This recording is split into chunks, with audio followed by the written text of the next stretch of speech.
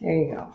Hey, welcome to the Bob and Tam Show today. We got a whole bunch of special stuff we're going to talk about today, but first off, we actually had one of our subscribers that actually sponsored us last year, or actually No, this this year, for Myrtle Beach, and he asked for one thing to do. We didn't have a video on that day. What was it, 31st? The 31st, August 31st. Yep, we didn't have a video. Actually, our anniversary was yesterday, so we want to give a big shout out to Mike and Brenda Adams.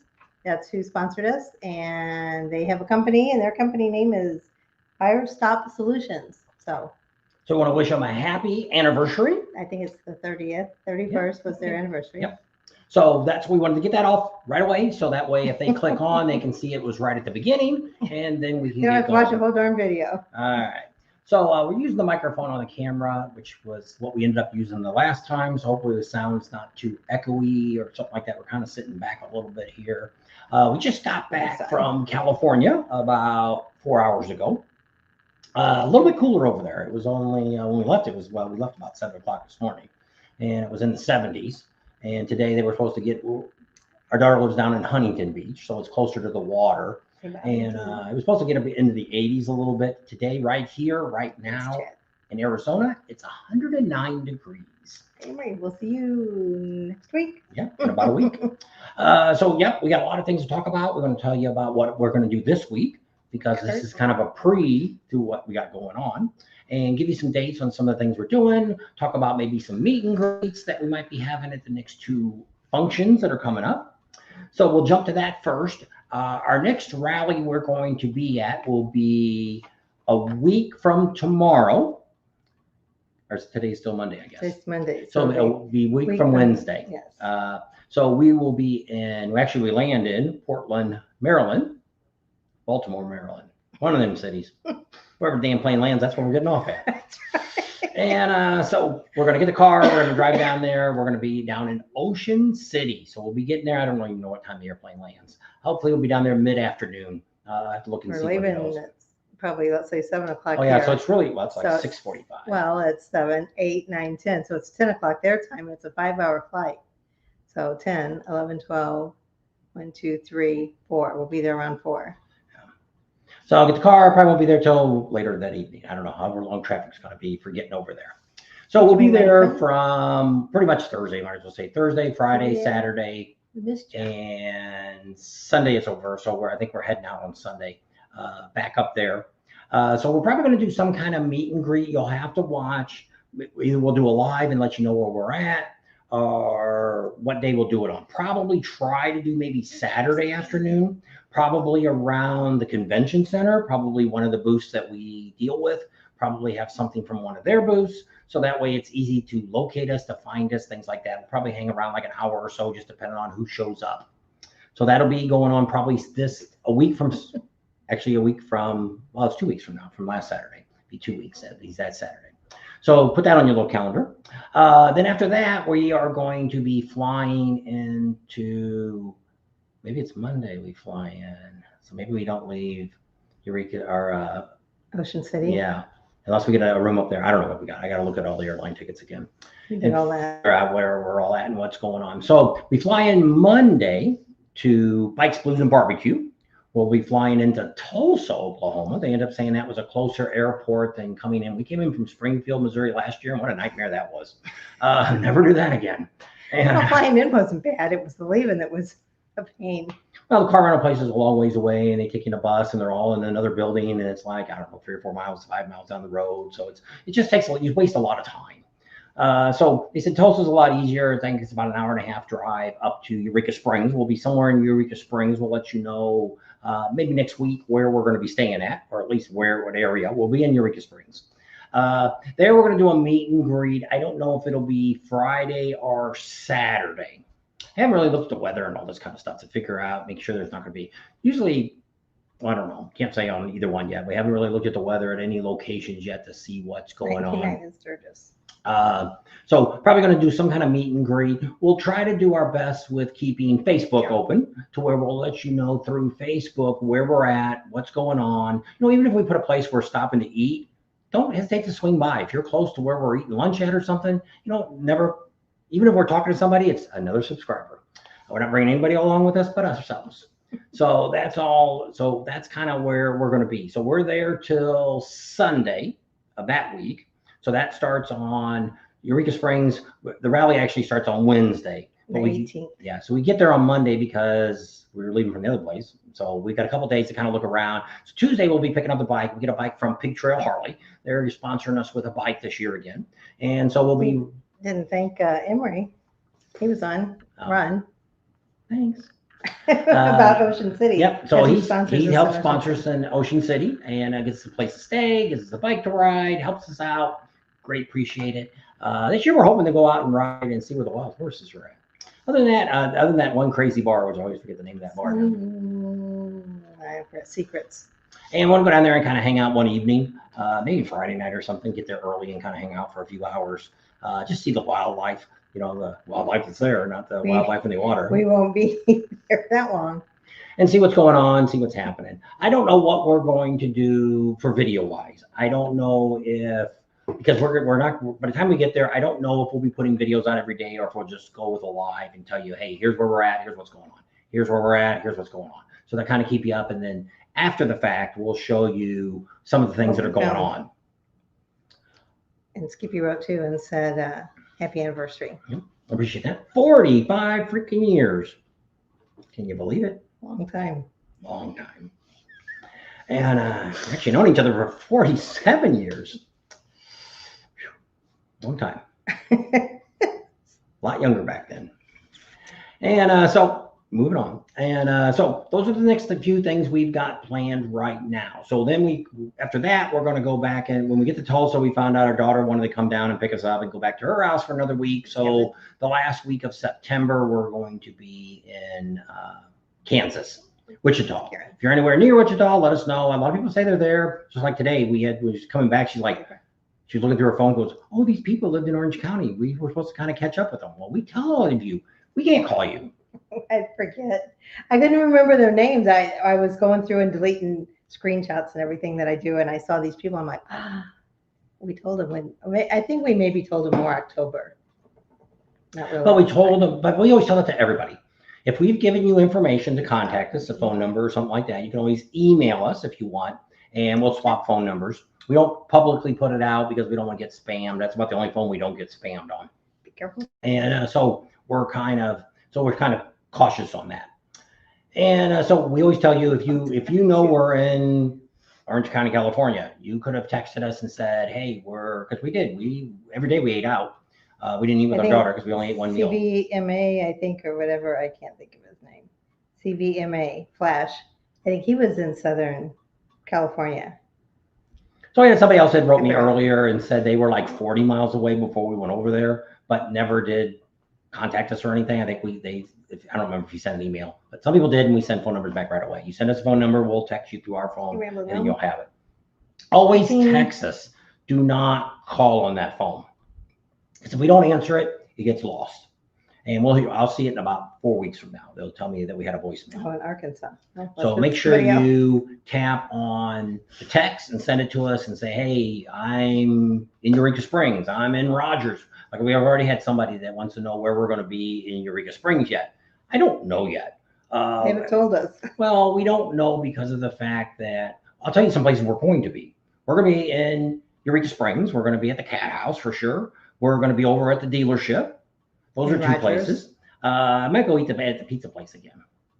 Crescent Inn. I can't remember the name. And she was watching that. She's like, where is that place at? Well, I wasn't paying attention, and he walked in and he's just panning this place. I'm thinking, where is that?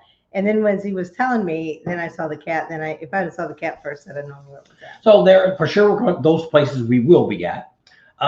We'll be over in Rogers. We'll be at Pig Trail Harley several times because they sponsor us. So on Tuesday, we're going to be picking the bike up. So we'll be there on Tuesday for sure. And then we'll come back again probably Thursday or Friday, probably Thursday, and probably get the shot of all the vendors and show where everybody's at so everybody knows they're there. Then we'll probably come back again, maybe on Saturday again, get another shot over there. We don't know what all's going on other than that. Those are for sure. Downtown Rogers, They've got all the streets already blocked off. We put that on our Facebook page. We show you where those streets, they've already okayed them to block them off. So hopefully they have some concerts and stuff down there. Nobody big. If you're coming on Tuesday, Alice Cooper and who's playing with Alice Cooper? Rod Zombie. Yeah, they're doing a concert on Tuesday night. Why they didn't, I know why they didn't link it all together, because they probably have a concert on Thursday or Friday someplace else. Plus you have to pay more. So before, they had another venue that was out by the highway. It was was it a convention center or something? I want to say that's what it was. And they had some vendors there. That's where they did, if you watched the video the other day, that's where they were doing the burnouts and stunt shows and all that. They were doing that. That's where the Can-Am was at. And did they have any? I want to say they had a demo ride out there, but yeah, they did. Harley was there. Was it Harley? Yeah, because that girl, well, it's not there anymore. She was up there. No, what happened to her? And she's just not there no more. Probably talked to us way too many times. She never talked on camera. Well, she did talk on camera once. Yeah. Long time ago. But so we don't know what else is going on. The city of Eureka Springs, they've had concerts last year. They have nothing posted that they're doing downtown. So we'll leave it at that. The rides, I don't know what we're going to do for rides yet. We don't know where we're going to ride to. We don't know what we're going to do yet for rides. Don't know. There's another little bar that if any of you watch the Badgers, I think Adam Sandoval might have went out there. There's another little bar that's out by Saddle Sore. Yeah, it could be. It's out by the Missouri border. Yeah. There's also another venue that has The events. farm. Yeah, they have stuff going on. I don't know if we'll make it out there or not. Last couple of years ago out there, there really wasn't nothing going on. So we'll see. So those are just to give you an idea. But what days are we doing everything? I don't know. Because you got to look at the weather, because we do have a car. We'll have the motorcycle too. So last year it rained about half the time. I think it rained 2 days that we were out there for that week. Switchback. That's it. Yeah, that's it.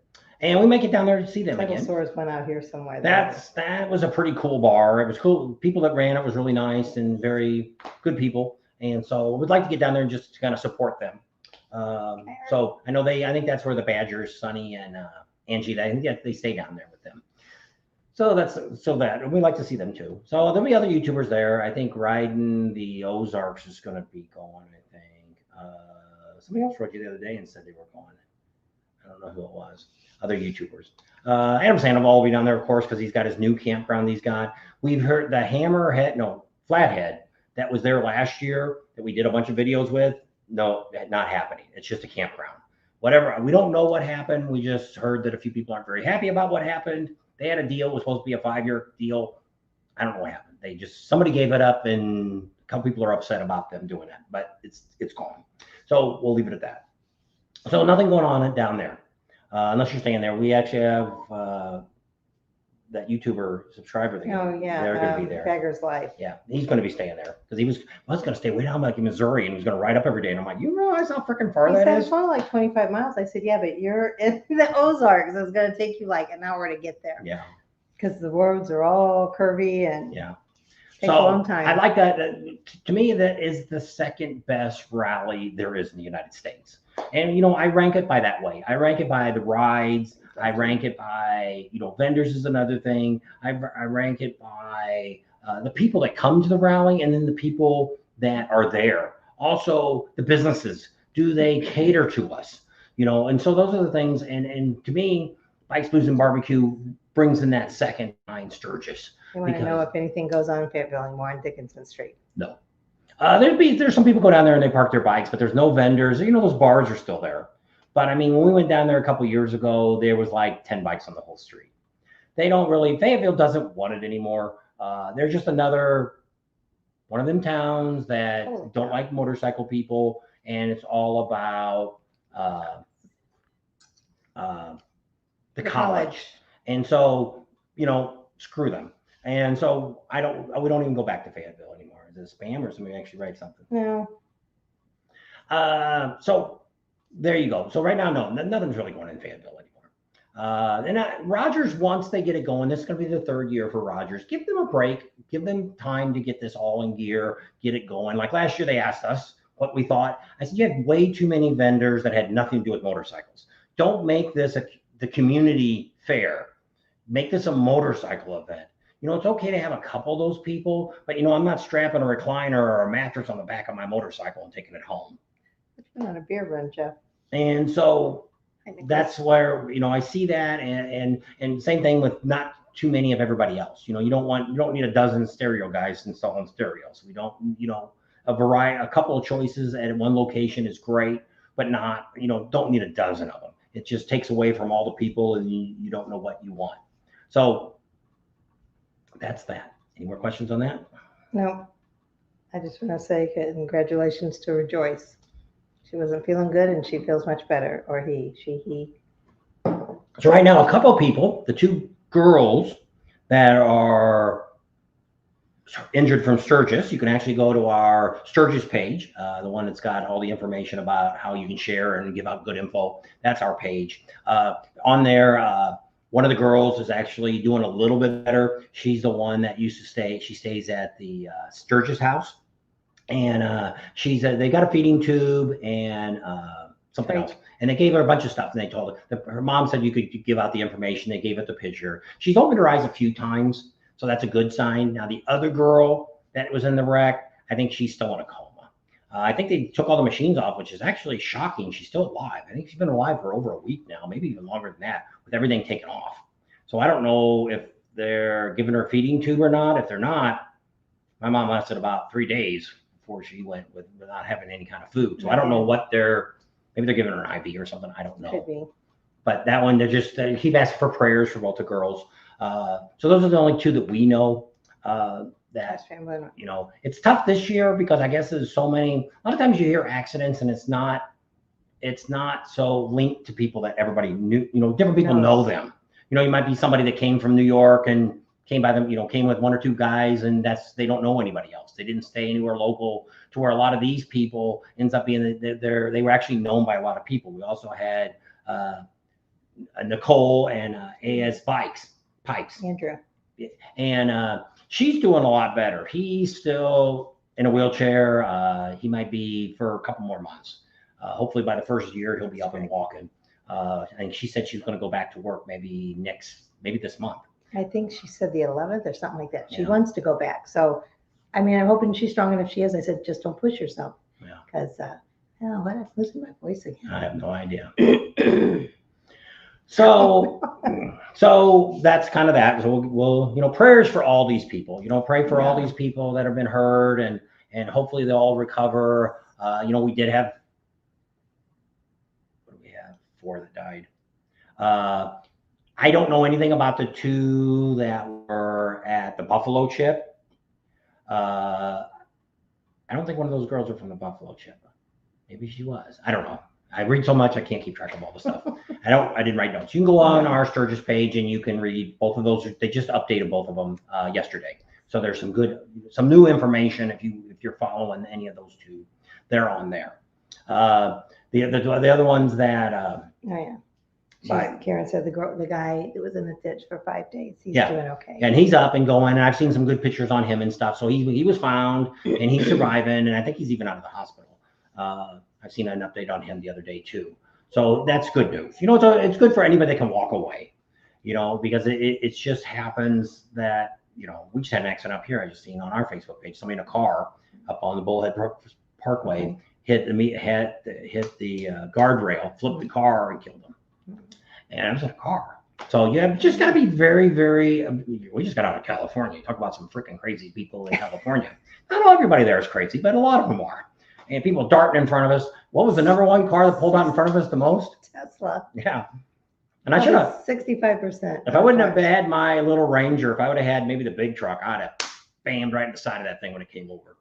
Just spinning like a top. And it'd been his fault anyway. Any talk of making the rally longer? They were all talking that Mike's Blues and BBQ needs to be longer. I don't know. Well, see, that's the other reason that they do the spring fling. A lot of times what happens with a lot of these cities what ends up happening. Like I started looking at hotels because we didn't know if we were going to get sponsored or not. And then we got a hold of him and he said, don't worry, you're all taken care of. You guys are good. But so I was kind of looking, and the only nights that are really sold out is Friday and Saturday nights. They're harder to find places to stay. The rest of the week is open, and you can get some pretty decent prices. Actually, what they did find a a place. What's that? It was a Beaver Bar. Is that what that place was called? What was that called? The Angry Beaver? Yeah, Angry Beaver, I think. They had some cottages or something. They charged like $95 a night for that. That was the only place I could find that had Friday and Saturday. I didn't. So we're gonna go and try to get a bunch of information when we're there because there's 54 freaking hotels there, and when I Google it, I find about 10. So I don't know how these other ones Survive. how they're listed. I'm just doing Google searches on them, or I'm doing through Orbitz or whatever. I'm just kind of looking at the hotel. Most of them are Airbnbs. They're bread and breakfast, and because they're real big out there. You're real close to Table Rock Lake. You just want to make sure you're somewhat close. I like to stay in Eureka Springs because you are in the Ozarks. If you don't know anything about the Ozarks, it's very hilly, a lot of trees, oak trees. It's just a really cool place. Where if it gets hot, there's a lot of shade. Just really great. When you get out to Rogers, you're more in the city. It's kind of like if you went to Sturgis, it's like going to Rapid City. Or it's like Sturgis too. Sturgis don't have a lot of trees around there either. So it's kind of all open and you're right there by the highway and all that. And clear in front of him. I did run out in front of that Zachary guy. That's why I swerved off the road. But so she says she thinks the girl that was at the Sturgis house was the one that was injured at the chip. Could be. That's very possible. And like I say, some people are thinking the Buffalo Chip's going to get sued and all this because we did the goodbye video and Woody got on there and said how he had so many people tell him how great it was and all that. And what he did is he went out and talked to people. Now he's not going to go out and talk to 1,000 people. He probably talked to 10 or 20 people, walked around and throughout the rally and talked to people. He likes to do that. And the people he happened to talk to all love the Buffalo Chip. They love what was going on. They just love the excitement of the Buffalo Chip. And good or bad, you might like that kind of fun. You may not like that kind of fun. I mean, to me, the campground's big enough that you can move around, but just like they thought that they're going to be liable for those if whatever happened, liable at all. No, they're not. If you look at all these campgrounds, when you sign that stuff on the internet, you ought to print it out and read it. That's one of the reasons the Buffalo Chip says you can't buy alcohol outside. You can't bring in guns. You can't bring in dogs. Yeah, you see dogs and stuff around there. But the idea is if that dog would bite somebody, they can't sue the Buffalo Chip because the Buffalo Chip already told you you're not allowed to bring a dog in here. So if they go back and find these guys were drinking hard liquor that they don't sell at the Buffalo Chip, now they're in really big trouble because now they brought stuff in. And so, but you sign off your release, even if you're buying tickets, because the tickets to see the show is actually a camping pass. So you're still signing all that liability. Woody's actually used to be a lawyer. Doesn't really do much lawyering anymore. I think he's finally retired from that a couple of years ago. But he was a lawyer for most of his life. So Tony said, if you don't like what goes on there, don't go there. That's right. And so, but yes, I see that. I've heard stories that people have gotten ran over by golf carts and have died over the years. I've heard a lot of different stuff that's happened out there. But it's just like us. I don't stay to the end of a concert. Even if we're going to a concert inside an amphitheater, we still get the hell out of there before it's over. Why? Because it's not worth fighting with 1 million people. We just got stuck this weekend. Where the heck did we just go? Church. Oh, we had this big, giant, massive church in California, and that she wanted to go to. She watches on Jack Hibbs. I watched. And so we went there. Yes, thousands of people, hundreds and hundreds of cars. Plus, the next service is coming in, and they're all lined up, and it's like what a nightmare.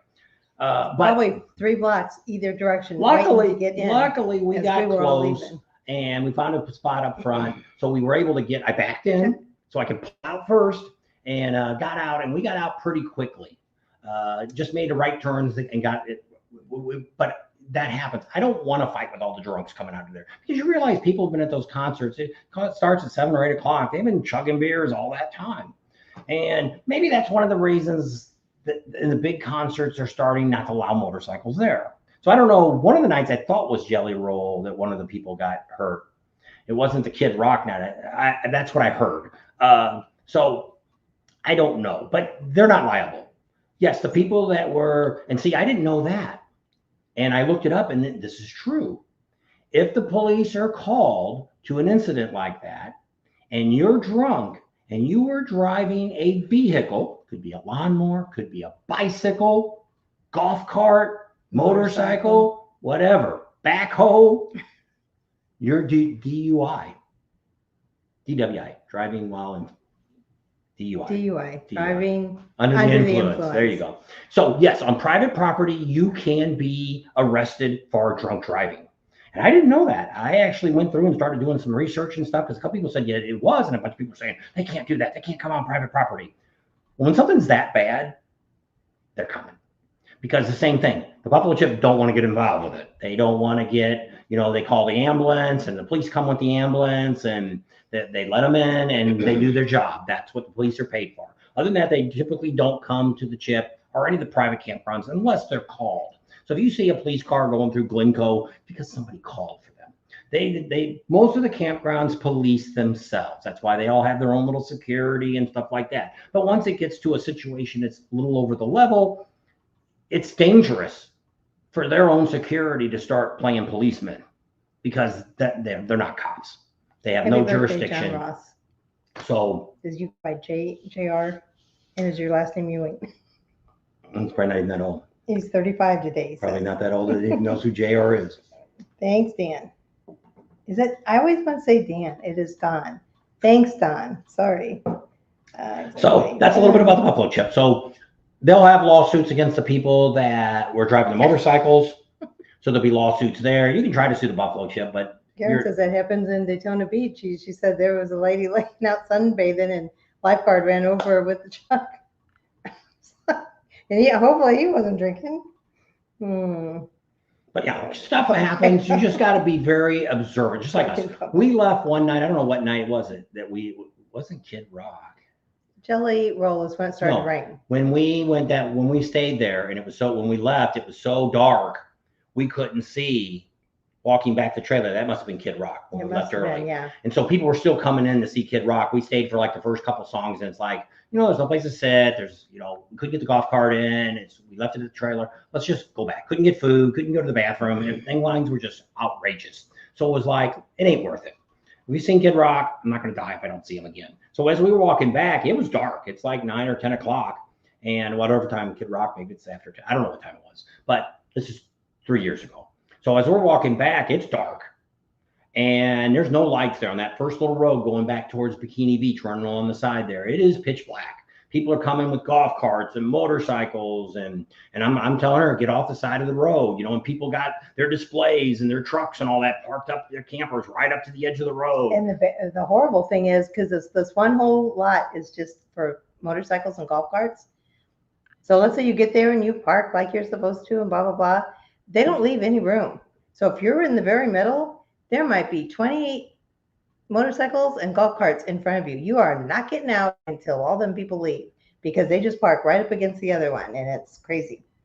So Rick wants to know if there's any other campgrounds that have RV and electric hookups besides the Buffalo Chip close to them, around them. Well, yes, there's quite a few. It's like Michael Ballard just came on his little Facebook thing the other day and said how he's about 8 miles from the Buffalo Chip. That's Pappy Hoyle. They have full hookups. They always will. There's a whole bunch of other ones. There's the Iron Horse. What else is along that way? Rest and Ride. Rest and Ride's there. Seems like there's one more. Lampfear. There. Steel Pony is where the old Full Throttle was at, right across from the gas station there. So that's kind of the ones right there in that loop. Well, there's also behind Buffalo Chip is that Gentle Eagle, or it's on the left side there. I don't know what they have. Alkaline Road. Yeah, they have full hookups. I think. So there's a little campground there. It's that barn right there. A lot of people think it's part of the Buffalo Chip, but it's not. So they're right there. I have no idea what they charge. We've never talked to those people. There's also another one called Bear Butte. That is what you would stay on the 79, I guess. Yeah. You'd stay on the 79 going away from the Buffalo Chip, and it's to your left. It goes up over a hill. It's a rocky road. Neil had gone down and looked at it. He wasn't very comfortable riding on it. We had took the truck. That Creekside too. We talked to those two sisters. That Creekside's right down there too. So there's a couple of places like there you can check out. Right there on the corner of the 34. I think the Iron Horse might be sold out of their full hookups. Right now, things are booking up fast. There's most of the places that have full hookups are gone for the 85th. The Buffalo Chip will not start selling theirs till September 10th. That's supposed to be their official day You know how that works. Sometimes with buffalo chip, they say the day and it doesn't come around. It's waiting for the computer systems. The computer guy told them it'll be this day because they do all their reservations through a third party. So you're still calling them, but when you go to get your tickets and all that stuff, it's all coming through a third party company. And they got that a couple years. They were supposed to get, which I don't know if they'll ever get it. They're supposed to get it to where you could sign up, you could check in the driveway. They would have laptops. You'd sign the laptop. They give you your wristbands and off you go. But that hasn't happened the last 2 years. So I don't know if that'll ever happen or not. They did start, which I don't care if they like it or not. They started also coming in the back of the parking lot, back of the place now. If you go down the Alkali Road, go all the way down. What's that road going behind the Buffalo Chip? It's got some name on it. But back where you normally would park if you were just coming to concerts, they have a gravel place back there now that if you're staying in the back 40 or you're staying at, what's the place we stayed? Deep Lake. If you're in Finsky Park, if you're in that other little section by Finsky Park there on the asphalt, you can come in that back gate. That'll get you in and out of the park a lot faster. That's for checking in. So just something they didn't want to end up announcing it this year. I'm telling you anyway, you should do it. And we'll talk about it next year. As it gets closer, we'll show you some. I think I did a video on it, and they just said, "Oh, we decided we don't want to broadcast it." Well, they were afraid it would confuse more people than help them. If you're not in those sections, it shouldn't confuse you. Well, I'm staying over here in Alkaline Road. I'm going to go through the back gate.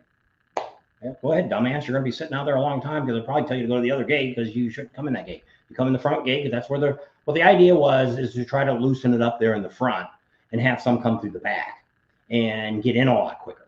I think it was a great idea. I wanted to broadcast it, but they all said boo hoo hoo. So whatever. So it shows that Alkaline Road is 206. I don't know. And then this road, it won't tell me what the name of the road is. The one that goes behind it. You can also look at this is a street number here, isn't it? It says 206. Well, the other one, the one at the other end, the one that we come down off of Fort Meade. Yeah. See, I thought that was 207. But I don't see it. It won't tell me. Well, you get directions from Google from the bar out there by the highway, 90 and Meade Road. Kickstands. Get directions from Kickstands to the Buffalo Chip. Will give you the names of all the streets. So while she does that, can answer some questions. So what else we got going on is this week here, just got a handful of things we just kind of want to wrap up before we leave. I don't know if we'll probably still do a live next Sunday. Football season is starting up. So I don't know. I'm not a big football guy. I was actually seeing a game. I was thumbing through the TV this weekend on Sunday, and I seen a football game. When I started watching it, it was all these people were in winter gear, and I'm like, when the hell is this game? And I looked at it, it was 23. And it was Kansas City, and somebody was playing. And I'm like, that's even an old game. It's not even a current game. So I don't know. But I don't know how many people watch college games. I guess they're starting up, and DirecTV doesn't have ESPN right now. You can't watch any of the college games. So no loss to me. We're not big football. We're not big sports people to start with. We don't really watch any sports. And so I got to get over to the shop. I got to get a few things done. I got some pictures and stuff that we got. Posters and some signs. I got to get hung up in the studio part, move some stuff around, get that set up. We got some new lights that we just picked up in California to kind of light up our backdrop behind us, the brick wall. It's got that. The other chair that just came in because we got 2 new chairs. So Main Street. Fort Meade Way, Main Street, and then here's the back way. Doesn't say what street that is. Should tell you, go to the writing. Go to where the directions are. No.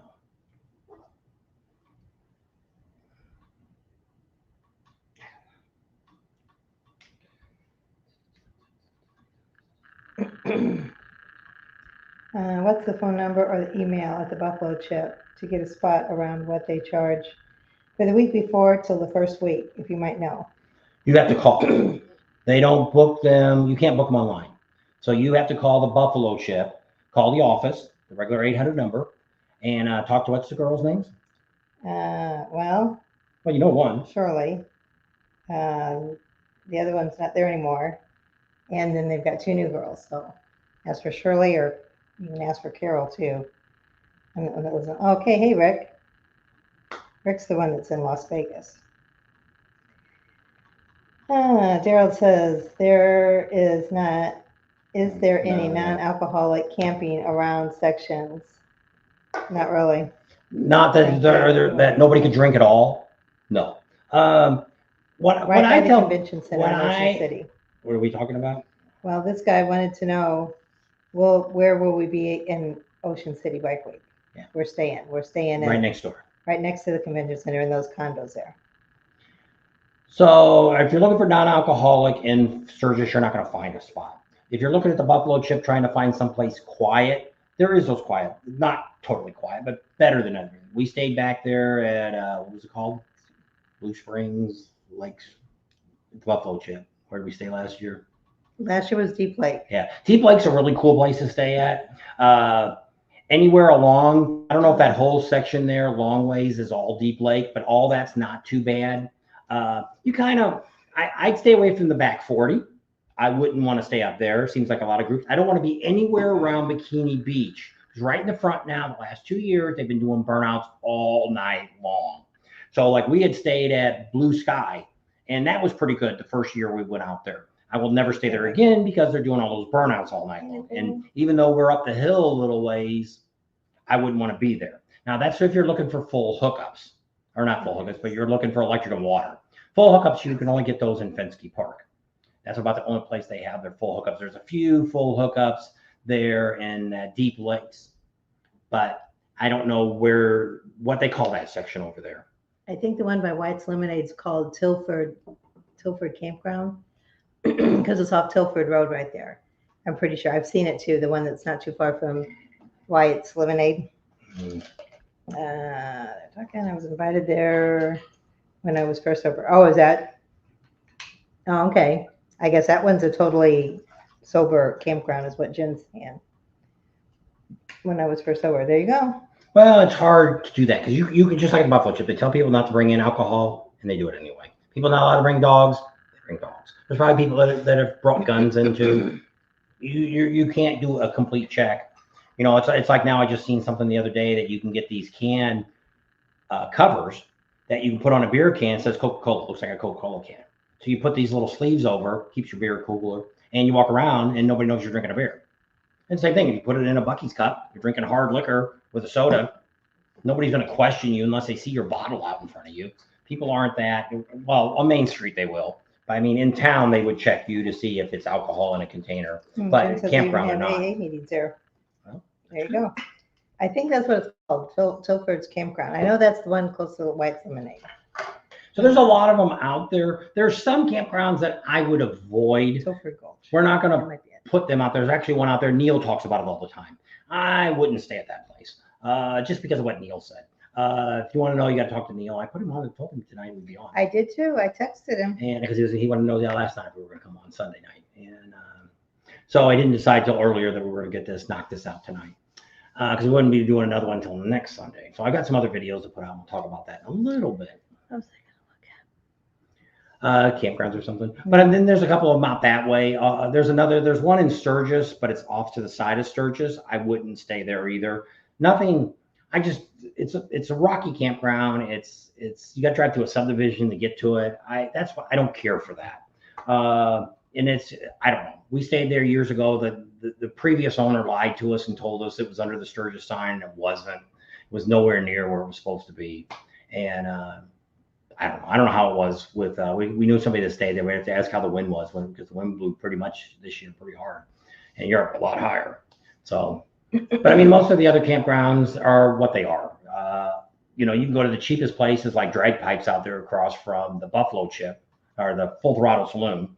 Across from Full Throttle Saloon, it's called Drag Pipes. He doesn't have any full hookups, but if he doesn't have some vendors show up, he'll let you have an electric spot. He used to only charge, I think it was like $150 a person. 25 for the whole rally. And I don't know what he is. We didn't call him last year, so we didn't check any prices last year with him. So it's right there. But if you were looking to bring a trailer and you're looking for electric and water, you need to call now. You need to start putting that, unless you're going to do the Buffalo Chip. If you're going to do the Buffalo Chip, it's not a big deal because first come, first serve. That's the way it is. You're looking for it. I went to make a comment and I can't because it won't open up.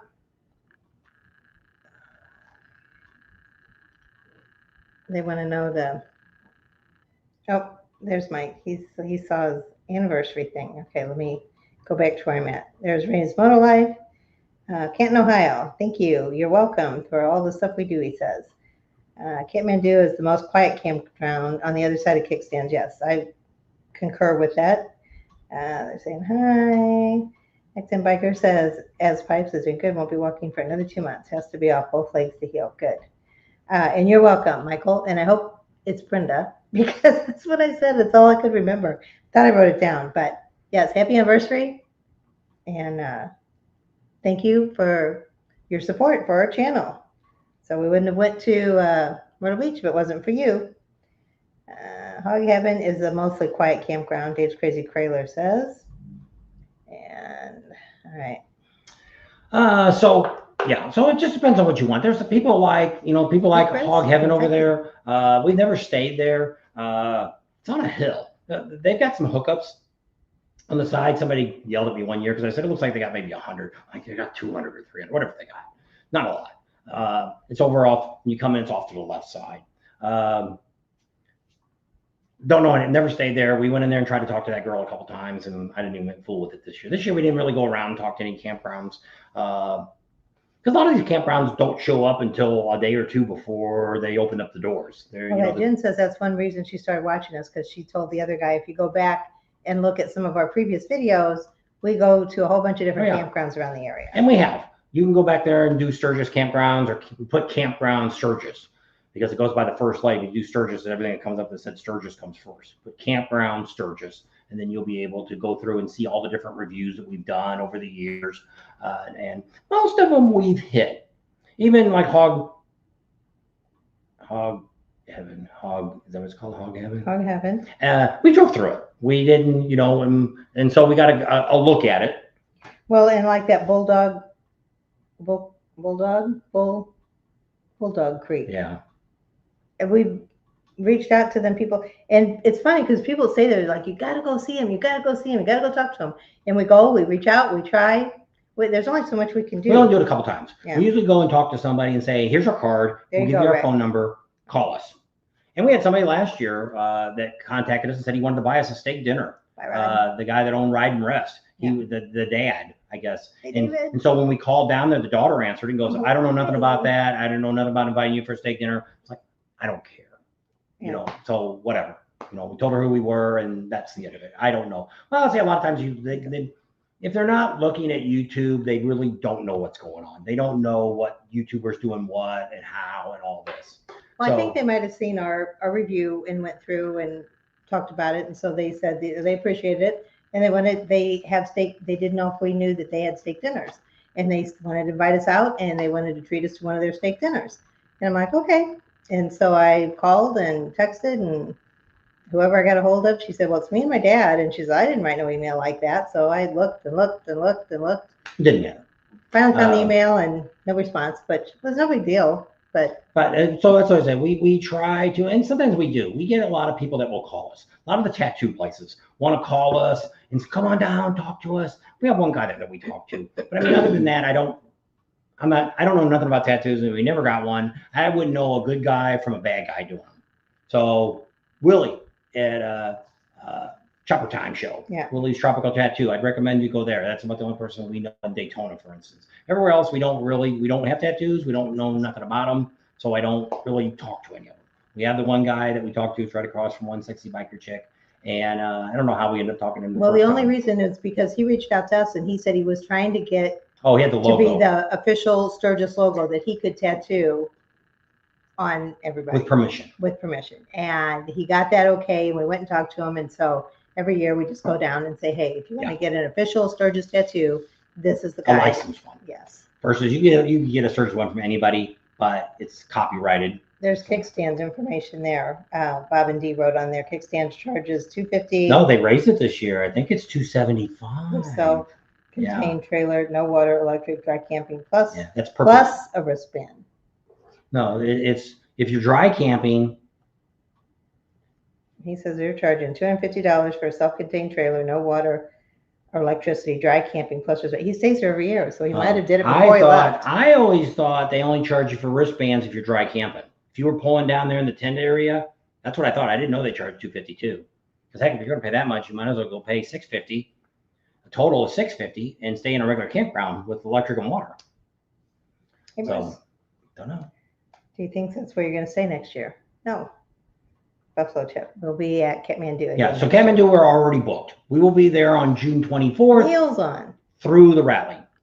So here, Neil, people were talking about Campground. What's that campground you used to stay at? What's the new name of it? And we were telling people you didn't like it, and we were telling people not to stay there. Oh, it's the... I don't remember what it's called now. It was Sierra Station or something it was called before. No, Black Hills. No, you're thinking of that one up on the hill. No, that's... Well, let Neil put it down. All right. What's the campground that you said it's stupid Used now? to be Socorro Station. Yeah. What did they change their name to? Which we drove by there during the rally and there was nobody hardly there. So they probably chased everybody off. And Neil knows a lot about some of the campgrounds out that way too. There's another one that's on the other side of the highway that looked like a pretty cool campground. We drove through it. I never got to talk to anybody there either. There's a couple different ones right there. Days Inn's kind of a nice one. We've stayed there before. They're okay. I just don't like, you got to pay for the showers. If you want to take a shower, they charge a quarter or a dime or something for 5 minutes or something. Water. And I didn't care. I don't care for that. We stayed at the Sturgis RV Park. That's the one that's underneath the sign. That's a nice one to stay at if you can get in. No, that one's called Black Hills Vista. That one. No, I'm saying the one with the Sturgis sign right there by the Iron Horse. The one that is right there? Yes. That's the Sturgis RV Park. Yes. That's what I was talking about. That's a great one to stay at because you can just stumble back and forth to your trailer if you want to hang out downtown. That's a cool place. I like it. I don't know what the prices are now. We stayed there a couple years ago. Don't even know what we paid. So we've stayed there. I wouldn't mind doing Pappy Hoyle because it's nice that they have the pool and all that kind of stuff. But to me, that 7 miles is like being 25 miles out. That's just a long way out.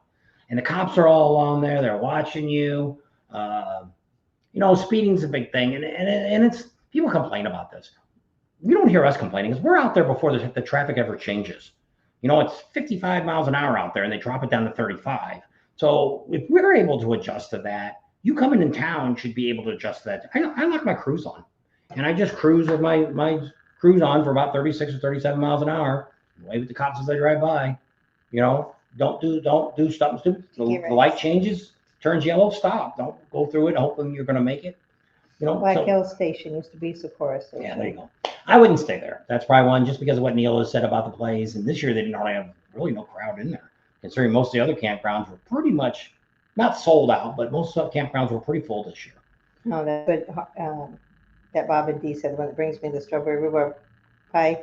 They just charged for wristbands. They used to. This year is the extra $250 for a self-contained trailer. Must be doing it because it's the 85th, I guess. I don't know. So it booked up fast. Yes, it does. Everything books up fast. So if you're looking for something, you need to call tomorrow. And so wristbands are $250 for 2025 at Kickstands. I thought they could have sent me a thing the other day. It said it was $275, or was it $225 for the year before? And this is pre-rally. Now they're asking prices. Maybe that's what it was. Last year was $225. We don't know for sure where we're staying at Bikes, Blues and BBQ yet. Don't know. So we'll be in a hotel or a bread and breakfast or an Airbnb or something like that. So we don't know yet. We didn't call him and ask him where we're at. We're not that concerned yet. We'll wait till we get a little closer to the event. And, lots of deers out there, yes. Lots of deers everywhere. Yeah. Greg. Hey, Greg. How Always you gotta doing out there in your truck? Drive with caution all the time. And it's like, no matter where you're riding, because you could even be out in the desert and there could be an armadillo run across the road. You know, all kinds of animals are out anywhere you ride. You just got to really pay attention. That's one of the reasons I don't like to drive at night, especially on the motorcycle. I don't, you know, just because of that issue. But yes, we've been in Sturgis at 1 o'clock in the afternoon. We've had deers run across in front of us. Yeah. So, you know, all over. Yeah. Anytime is, let's say, I guess the difference is because if you're driving at night, or during the day, you got a little bit better chance. You can see a little bit more. Unless like we had one when we drove a rental car, pulled right out. It came out of the ditch where you couldn't even see it till it came out. It was just getting dusk. It was. And, but that was in Illinois. But it came up as soon as I didn't see it until it came out of the ditch. So it had come up this hill to get to the road. So I couldn't see it down the hill. So we did see one even downtown Sturgis down there by the laundromat on Main Street. Remember that factory, whatever that is, places there? There was a couple right we there. seen one when we were cutting through after the fireworks. That was a big old buck. We're coming back from the fireworks there. There was one right there in that yard. I took a picture of it. Hey, Dawn. So, don't know. But yes, you always got to be cautious. Just like here, we go to Eureka Springs. Ocean City's not so bad. You just got to watch for drunks. But I mean, Ocean City probably don't have as many wild animals, maybe a dog or a cat running down the road. But you don't really have that much. You have more car traffic and stuff that you got to watch the sand. Was that the one that had sand all across the beach, all across the roads? It's at Daytona, A1A. It's been Daytona. One of them was 1 year. Yeah, it was just like there was sand everywhere. You really got to be careful. You slip and slide on that while you're riding your bike. So you want to get our shirts. Scary. Just saying. It's got the big thing on the back. It's on bobandtamstuff.com. You can check that out. You can buy directly from them. And we lowered the price down a little bit. I don't get that $30 for a shirt. It'd be nice to make $10 a shirt. I don't really care. A couple dollars a shirt I'm happy with. So you can go there. There's our address for buying stuff. We'll put more stuff on there. You can get coffee mugs and stickers if you don't see us. Somebody sent me a text the other day and showed me their coffee mug. Yeah. I think it was Jeffrey Pope. Yeah, I think it was. I think. He got one of the coffee mugs. So we'll put some more stuff. Starting next year, I'm going to try to design some stuff and make some stuff like in Canva and stuff and some different stuff for each rally that we're going to, Sturgis and Daytona and all the different places where we'll have a shirt that if you want to come to our meet and greet and you got the shirt, hey, that makes it, you're special. And so we'll see. They always say that's how you make extra money on these channels and stuff. So we'll see what happens. So right now we pretty much have all of our rallies written in for next year. Unless something drastically happens, at this moment I'm not planning to go to Oktoberfest. Something could change, but I mean at this moment we're not thinking this year, next year possibly. I got to sit down. I got to pay all the bills tomorrow from the money we've gotten so far and see where we're at. So we've got all of our airline tickets up to Daytona. And then we've got all the hotels booked all the way through Myrtle Beach. Actually through Sturgis, because Sturgis we're staying there. So those are all booked now. And I just got to kind of add it all up and see if we're in the hole or how far behind we are on the expense part. So we're hoping that we're going to get the bike. My bike is going to be hauled out there by Haul Bikes. Because we did videos for them before, they decided that Comp was taking the bike out there. Well, then when I said, it's got to come home too. And so they haven't wrote me back yet. So I don't know what they charge. So I might have to get back. I don't know. I don't know yet. They want me to book the first one. So we were going to have my bike because we figured we'd get a bike for Leesburg, but we didn't think we didn't have anything lined up for Panama City or Myrtle Beach. Well, then the other idea is how are we going to get to Myrtle Beach? Going to Panama City is not that far from Leesburg, but Myrtle Beach is almost 700 miles, 671 miles or something away. So it's a long walk. Or taking a plane would probably cost more than. I was thinking we could do like we told Neil to do, get a U-Haul truck, one of the little ones, or. Yeah, but see, you're back to paying like $1,000 for gas again to come across the United States. That's what I was trying to get away from. Just to go from Panama City to Myrtle Beach, that's 600 miles. To hold a bike like that? No. Or just to get us there? And if you wanted, that's why I was thinking of like, let's say we're going to take 4 days to get up there and it's just pouring down rain those whole 4 days. It's a reindeer spur. You can put it in.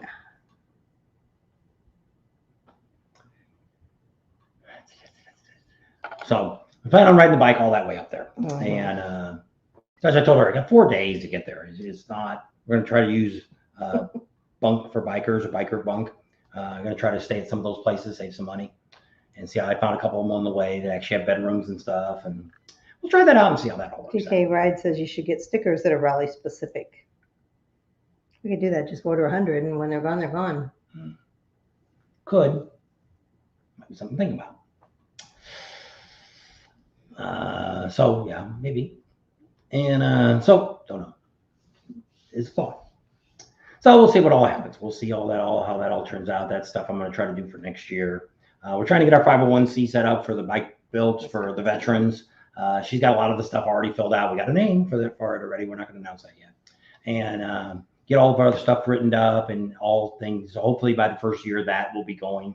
And so then if you got a bike you want to donate, we can give you a receipt for it. You can take it off your Or if you want taxes. to donate any money, Yeah, you you can. get money that would go towards the bike builds. So we're not building custom bikes. We're going to be going out and getting bikes. Some of them will be getting them from the auction, like the insurance auction. Maybe it's got a salvage title. We'll fix it all up, go get it back retitled. Dent in the.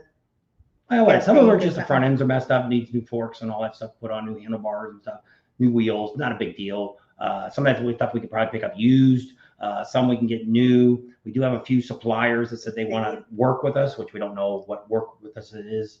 So we'll see what happens. But we're mainly looking at, I don't know about, I was saying the Sportster, but I'm trying to get parts for her bike's almost impossible. So we're probably going to be looking more at like Softails, Heritages, maybe some Street Glides. We'll just see what all we get. Not looking for anything too old that would be too hard to get parts for. Unless we get the bike just as a parts bike and it's just going to be something we tear apart and just be parts. If we get another bike that's maybe a wreck that's an older one, we take all the parts off the one that was junk and make one good bike out of it.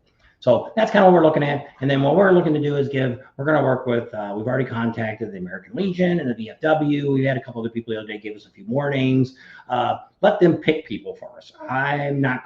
Nobody's going to write us and tell us that they're a vet and they deserve a bike. I'm not going to be that person. We don't want to we make want that them decision. to pick somebody.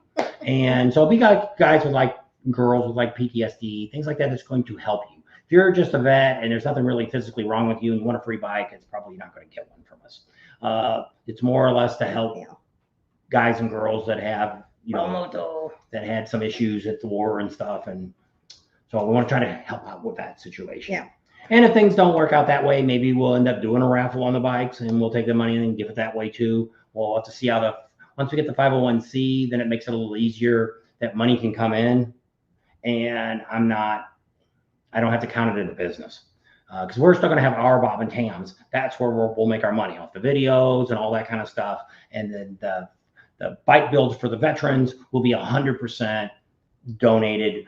All the money will go to the veterans bike builds, and none of the money we'll take out for anything. Unless I got to go get a bike. If I got to go haul or have to have a bike shipped over here, that's of course money would come out of that.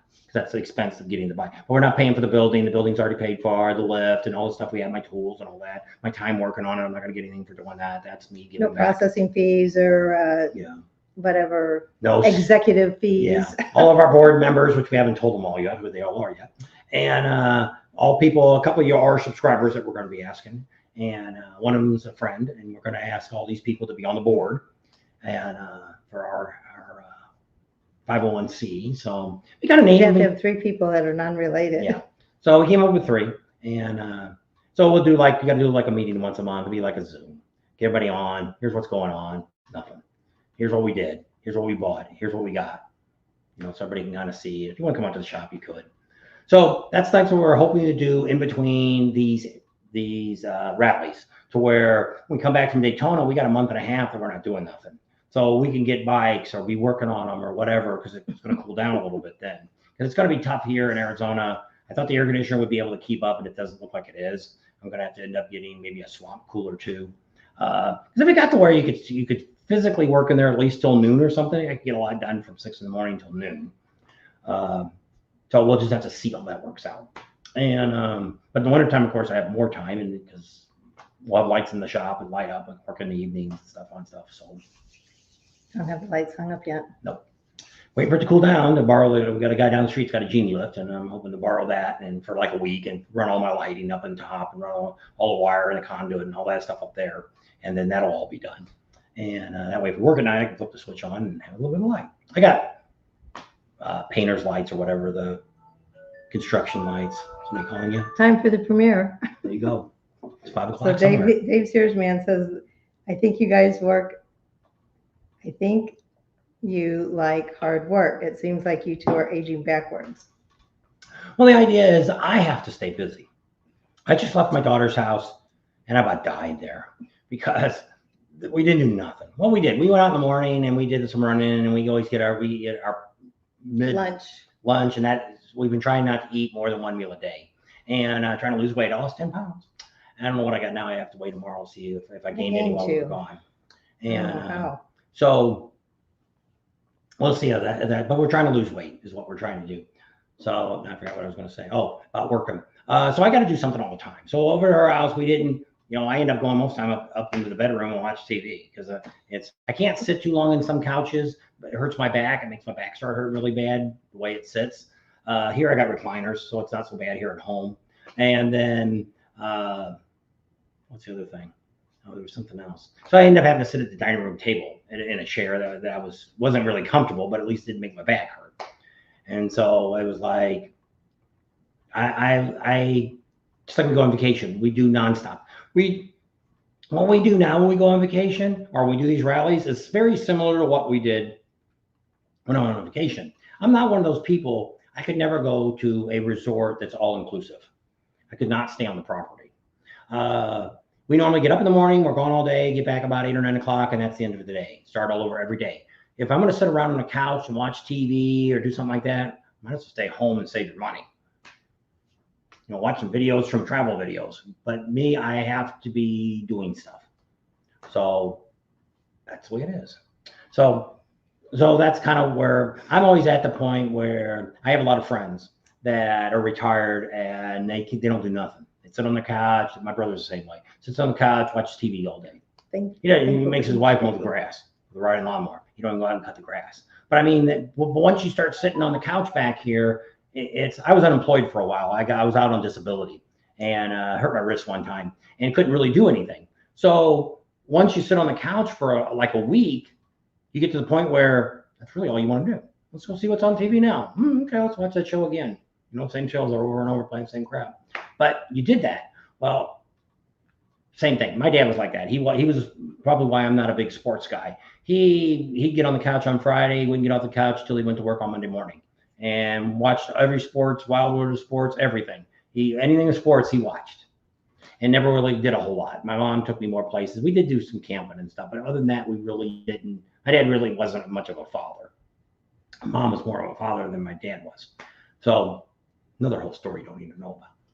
And so they're all gone now. Both of our parents are gone. They've all passed away. And so it's just us and the girls. And she's got some cousins and I got some cousins. And that's you got a brother and sister. Yeah. I just said I had a brother. And but my sister used to come out and visit us. But my brother's never been out here to the house. We've had 10 years and he's never been here. Fake sports, Palmoto said. Kind of like fake news. That's what he always said. He thinks they're all fixed. Yeah, sports that's my whole story. There's too much money involved now with all this stuff. Whenever you start seeing money, it's just like all this click stuff on this It's woke corrupt. and all this stuff. And we actually were at church this week, and actually the minister actually talked a little bit about this. These CEOs and all this stuff. And especially what they're doing to your kids, today, and these board members that are coming in and all this stuff. And you're so worried. There's so many people worried about Harley Davidson. I'd be more worried about what they're teaching your kids or your grandkids. This is crazy.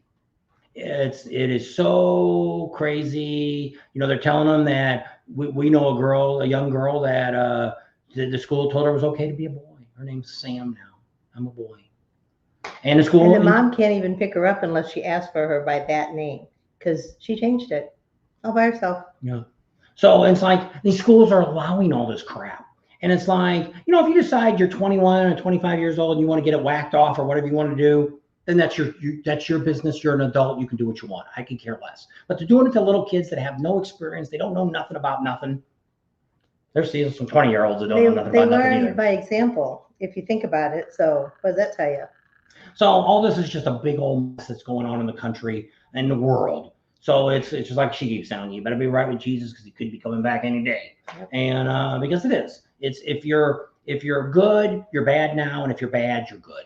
And that's the way it is. And I'm not going to get into all this, but I mean, when I looked it all up, there's less than 8% of the whole United States is gay, but yet we're making this big thing about 8% of the people. Worldwide, it's not even 0.5%. So it's like they're making this big thing about all this, and it's like all they're trying to do is just divide us all up. And no matter what president gets in here, there's one gal out here telling everybody she's going to unite everybody. She's so full of crap, she don't know what she's talking about. Nobody's going to unite anybody. until you get God back into the country. That's how we started. The United States started that way. And now you can't have God in anything. They really want to take God off the money. God and trust, they want to take that off. They've tried several times to get that done, and they can't get it. But it's because they want to erase it totally. Well, they said if you check the money that they're printing now, it still has "In God We Trust," but like on the nickel, the way I didn't really look at this, so I probably shouldn't say this, but it was George Washington, I guess, on the nickel, and the way he's facing "In God We Trust" was in front of his face. Now, if you look at it, it's behind him. It's like behind his head. So I don't know. Like We he's didn't turned look, his back to we it. didn't look at a new nickel, so we don't know if that's true or not. There's a lot of fake crap coming out. Yeah, that's true. You should Google everything or do some kind of search. You don't have to use Google if you don't want to use Google. There's plenty of searches out there. Don't repost stuff until you've looked at it and see. There's so many people that are putting stuff out on both campaigns out here that are fake news. It doesn't matter if you're for Trump or if you're for Camellia, whatever her name is. I can't pronounce her name either. What Harris and Trump. We'll leave it at that. No matter what you're for, they're saying fake stuff on both sides of what's going on. You really don't, unless you do your homework, you really don't know. And so that's the whole idea. And it's sad that there's so many people think, well, I did that. Many years ago, I voted for Obama the first time he ran. Why? Because he said he wanted to change the country. He wanted to get it back, get it going good again, because everything was screwed up. This is way back on the first time he ran, whatever that was, 2016, 2013, 14, 12, no, whatever it was. That, because he was 8 years. That's way back then. So yeah, so it's way back then. But 2008. That's the only reason I voted for the guy, because he said, I want to change. I want to change. I want to change. And I'm like, I want to change. And he didn't do nothing. So, and that was a union guy. And so happy to all the brothers out there that are labor workers and union. And I was Happy Labor Day. Yeah, I was a utility worker. United Utility Workers of America is where I belong to, and did that for 17 years. No, yeah, 17 years. I was maybe I don't know if they counted meter reading or not. 18, maybe it's 18 years. I was worked there. Yep, worked as a union. Went all the way up to be president of the union. So I learned a lot about that. And actually, for a long time, there hasn't been any politician that helped the union, no matter what party you're in. Not at all. Not at all. Nobody. No matter what you think, nobody's helping the unions. That's why they're getting smaller and smaller. They've got no power anymore. They can't really get anything done like they used to be able to. It's really sad that the unions are just being pushed out the door, and people are accepting that. They don't realize how good. A lot of people think the only thing a union's good for is to help the screw ups. You wouldn't really believe how many we had a guy that had 28 years at the company. He never did anything. He lost one tool. We work on the road. We're customer service. We went out and service gas customers, and when their houses and appliances and stuff. So he lost a tool. Bought a $1,300 tool. Well, they gave him a day off without pay. And I'm like, I look at this guy's file, there's nothing in it. This guy used to be on every committee. He volunteered for everything. Best employee you could have ever had. And they said, well, that's just the way it is. He lost a $1,300 tool. I said, are we all allowed to make a mistake in our life? We're humans. At least one. Yeah. So they ended up we got the guy his money back. He still wasn't ever really happy about it, because they tried to lie. They tried to say that he left it on the back of his truck and he fell off, and he didn't say that. They just said the company said yeah, that. The company said, is there a chance that it could have fell off your truck? Well, and they said, well, of course, anything could happen. Well, then they said, well, he admitted to it. No, he didn't. He didn't know where the tool. He thought he thinks the kid in the house stole it. An 18-year-old kid had stole it out of his tool bag when he went out to the truck. So I believed him. I don't believe he left it on the back of his truck after 28 years. XM Biker says, has anyone heard of the HA going to Aurora, Colorado? There's some rumors of that coming on. I've seen some YouTube stuff coming on that says, I'm going to say that ain't going to happen. I don't see, like I say, called other motorcycles. Well, what you can look at Black Dragon. He's a YouTuber guy, and he was a president of a group down in Georgia. 100%. He did a video this morning, but I didn't get a chance to watch it. I can't believe, because there was talk of that too. There was talk that when Oregon or Washington was having all those troubles, that the Hells Angels were on their way over there. They never showed up there. They're not going to come over and do something. Well, like it's funny because whenever all that chaos was going on, it must have been 2020, 2021, and the people that lived up in Oregon and Washington, they were begging people. They said, when you come home, can you drive through Bring some bikers. Yeah, bring some bikers through and try to clean up some of Yeah. the mess. And I didn't realize this, but people that still live up there, all that crap's still going on. They're just not showing it. And it's sad. America is just really, you know, and you, first of all, I got to quit watching the news. And then YouTube is getting kind of screwy too, with all this stuff that's going on, just like this woke thing. They're going on and on about Harley Davidson. Yeah, the CEO is kind of a butt, and so is the board members. But I mean, they're not no different than any other corporation that's out here. But I mean, everybody's just trying to stir the pot and all that. You know, pretty much every company you're doing business with is exactly the same way. And I talked about that on my video. We talked about that's what happened. My company used to be that way. 30 years ago or 40 years ago, you had to be a meter reader in the gas company to become the CEO. You had to work your way up through the company.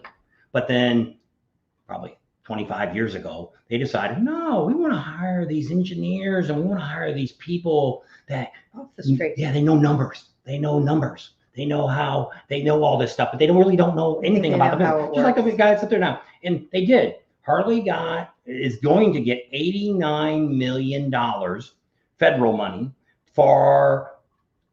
to invest in electric bikes. So is that going to make the York plant be totally electric? First of all, it's not going to happen, right? Not probably in most of our lifetime. People talk about 2030. 2030 is when they wanted to get everything kind of lined up. 2050 is what that CEO said he wanted it to be. By 2050, he wanted to be totally electric. That's a long time from now. We're only in 2024. So we just say 2025. That's 25 years. Yeah. So we got a long way to go before who knows what the hell's going to happen in 25 years. Hopefully I'll be dead by then. And I won't have to see any of it. But right now there isn't, just like we just had a teacher that was talking to me at my son-in-law's house that I was asking about electricity in California because I work for the gas company. He said, we use coal here, right, to make electricity? There is no coal plants burning coal anywhere on the West Coast. Nowhere. It's all on the East Coast they're still burning coal. Nothing on the West Coast. Everything, all the electricity that's made in California, probably 85% of electricity made on the East Coast, West Coast, is made from natural gas. It runs the generator, runs the turbine that runs the electricity that puts it out. Yes, there's about 20% maybe that's made by wind and solar and all this. So Rick, he was talking about Bike Fest in Florida.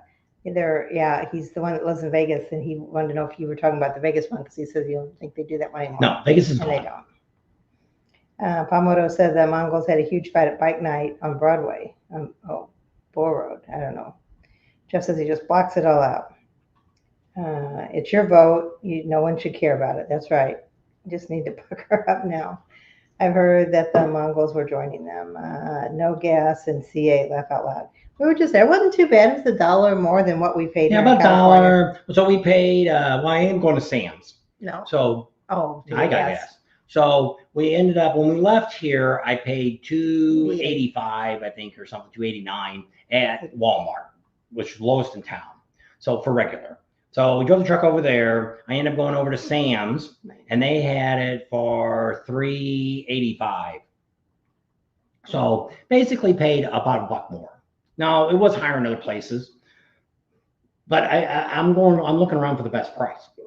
I had to drive 3 miles to get the gas. Truck average, going there, we got about 28 miles a gallon. Coming home, we had 26. We had a pretty bad headwind coming back. That's what Leslie was saying about the bathrooms. I think if you don't know what you are, just use the family one. There's the girls, the men's, the women's, and the family one. There was a thing the other day, but I can't remember what they were saying, that some of these people that they were saying, they're trying to tell you what you should do and how you should vote. And this meme was, if you can't determine a boy from a girl, you probably shouldn't be giving out any advice. I thought that was pretty clever.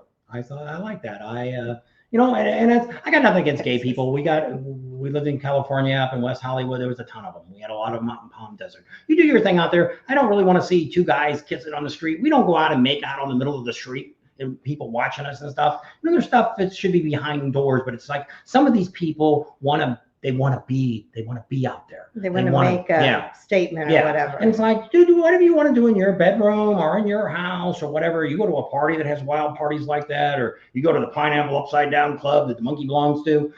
Whatever they do there is their business. But But out in public, I don't need to see any of that. And same thing. We had one of our people we know had a new boyfriend, and they're like, we're in their 30s. And out at the lake, we were on our boat, they were just making out. And it's like, you guys act like you're 16 years old. You know, they couldn't keep their hands off each other. It's like, oh my gosh. And I mean, that was disgusting to watch too. And it was a male and female, Yeah. but it was just like, come on. Yeah, you don't get a room. You know? But I mean, it's there's a place for everything, appropriate place. And it's like, whatever you want to do, it's like we always say, if whatever you're doing, if you believe in God or if you don't believe in God, we believe that you'll be judged at your time and you'll have to account for what you've done and what you do and all that kind of stuff. So, caught up? Yeah. Holy smokes.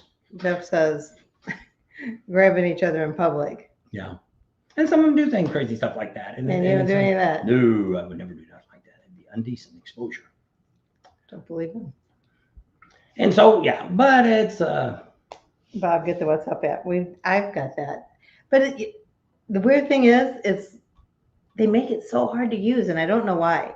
Because I've done that. I've written people on it, and they say they all belong to it, and then when it's like, I never get a response. And the Telegram is the same way. It's supposed to be like Messenger, I guess, or Instagram. I don't know.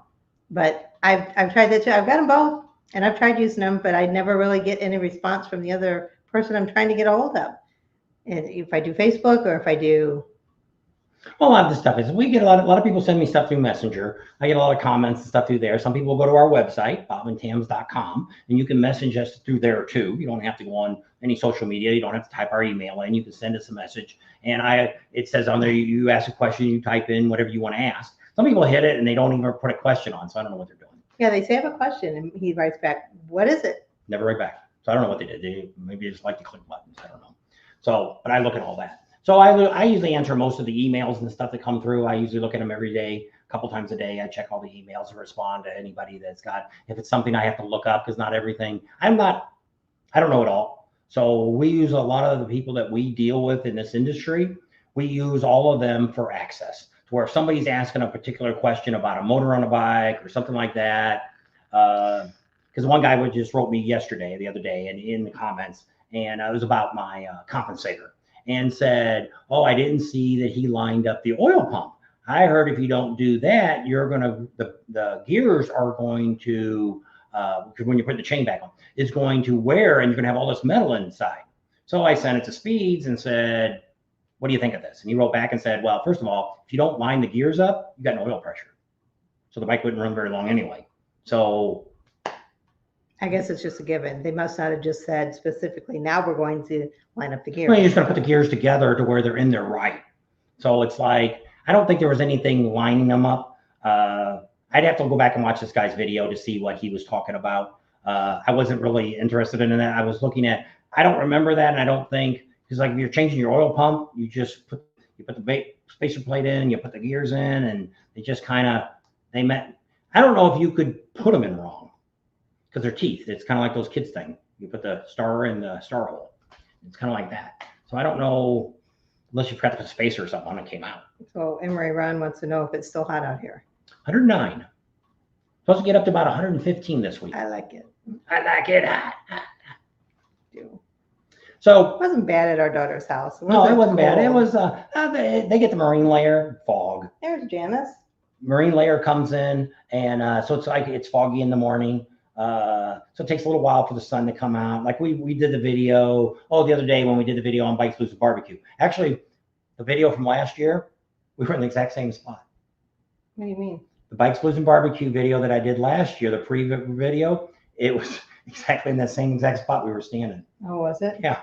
When I went back to, because I used some of that footage, and I was like, look, that's pretty much in that same little park area we did. We were at the same place we were standing. Mm-hmm. We like Seal Beach. And so yeah, I'm a beachy guy. I would love to have lived on the beach.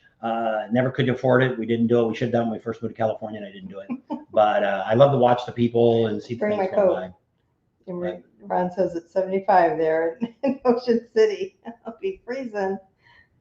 So we bring all of our gear for anything. So that's, like I said, we got a big duffel bag here that we're going to be taking with us on that plane, and that has our helmets in it. We'll wear our boots on the plane, and we'll wear jeans on the plane, leaving for Vegas. So Tuesday we go to Vegas on the 10th. we'll be in Vegas during the day because our plane leaves at like 6:45 in the morning. So we got to get to the airport like at 4:30 or something to get all set up and get in. And then we fly over there, and then we'll get there. She said something around 4 o'clock or something. So we'll have that fine rush hour to get back down there. So we get down there, and then however long it takes. I don't remember how long it took us last time. You know, the weird thing is, there was like I remember just driving on back roads for such a long time. Like there's no highways right next to the airport. You remember that? We just drove and drove and drove around through, I don't know, just seemed like it took a long time before Probably we you got to go way out and probably hit a major, just a highway. But most of the time where we went was kind of like riding when we go through like the beach towns where you're hitting all the traffic lights and all that different stuff. And well, we're in Baltimore, Maryland. There's no beaches around there. It's just like the airport is way out in the middle of nowhere. I don't know. Don't remember. So anyway. So that's where we're going there. That'll be 2 hours. So if we get there at 4, 5, we'll pick up the car. 6, 7, 2 hours to get there. So we won't be there till like 7 o'clock at night. We'll be listening and driving, so I can't respond. Okay, Neil, he's driving somewhere. From Australia, staying in an RV down at the Avi, and it's hot. There you go, Steve. How about that? He's staying right here in the Avi. He's from Australia. There you go. Steve Green. Avi is our casino over here that is actually over in the Nevada side, and it's owned by the Indians, the Mojave Indians. And we're not very far from that. We're probably about, 5 miles? Probably farther than that. The road there is probably 5 miles. Pretty close. That road. We used to like to go eat there, but boy, the last time we went there, it smelled so bad like smoke. And even when we went to Outback for my birthday, that place stunk. Some old casinos. Yeah, I know, but they had a better ventilation system, I thought, but I don't know. 2 hours from Baltimore to Ocean City. I'll meet you there like last year. Sounds good, Ron. And so, lots of things going on, and so we'll see how it all goes. So, distracted driving is what you're doing, Neil. Yeah, so a lot of this, we don't have a lot of plans for either two of those rallies because we're not getting there in Ocean City, we're not getting there at all. It actually starts on Wednesday. So we're getting there when it starts. So by the time we get moving on Thursday to get out and actually see what's going on, I don't know if we'll do anything when we get there Monday night or not. It's just, I don't know if we'll get something to eat or if we've already ate for the day. I don't know. I have no idea. Because the time will be different. We'll still be on 3-hour different time. So when we get there, it'll actually be 5 o'clock? Well, if it's, I don't know. When we got there at 7. We got there at 7 o'clock. It would be like 3 o'clock here. So it'll still be early for us. But we got up so early, so we're probably going to be tired. Like today, we got up really early. We haven't really been getting really good sleep to start with. You're not in your own bed and all that kind of stuff. And our daughter's got a fold down. It was like a hide-a-bed, but it's not a hide-a-bed, but a wall bed. Murphy bed. Yeah, it's kind of like that. But it folds up, kind of like a rollaway bed. So it's got that spring like a couch has. It killed my back. The first couple days weren't bad. Right across the middle of your lower back. The longer you sleep, and that, like I said, we were there pretty much. Would have been a week if it would have been we stayed till today. No, we left on Monday. Got there Monday. No, didn't we? So we got there on we stayed there a week. So Tuesday was your blood test. I'm still alive. So sugar's a little high, but probably from all that stupid soda I had to drink in Sturgis. Nobody had any real tea. And you're gonna have to probably drink that up and. Well, we'll just see. Well, I know Mike's Blues and BBQ at the Cat House. Yeah, Jeff I know they has have tea it. for him. But we could probably go to Hardee's and get tea. Carl's Jr., whatever it is over there. They should have some tea if it's fresh. 85 in North Carolina, Janice says. Popez says 93 in Wyoming. Nicholas says Ocean City is it a week-long rally? It is Ocean City. Starts on Wednesday, ends on Saturday. Yeah, pretty much. I think the vendor lot at the vendor lot at the convention center is only up until noon on Sunday. That's what it said. 74 in Southern Illinois, but I bet the humidity is a 96. See, a lot of the rallies like that, I don't know why they ever count Sundays, because it's mostly all you're gonna have is local people, because everybody else is going home. Got to go back to work on Monday. So that's kind of how most of these rallies are. Mike's Blues and BBQ is going to be kind of that way. By the time Sunday comes around, people are going home. You get the families that come out and start looking at stuff, see what's going on. See, Sturgis always says till Sunday too, but if you go out to the dealership at noon, Well, by about 10 o'clock in the morning, they're all pulled out. Yeah. And so, well, see, most of them, like at the dealership, there is different because they've been there for like 20 days because they've been there. They were there the 10 days. So Rally. that's a 10-day rally. It's kind of like Daytona. It's a 10-day rally for the Daytona Bike Week, not for Biketober. Biketoberfest they'll never extend the days. Daytona does not. See what happens with most of these little cities when you're asking for longer time. We've brought that up at some of these rallies, and it's the cities. The cities don't want to deal with it any more than they have. You know, they would like, most of them would like to get rid of it altogether.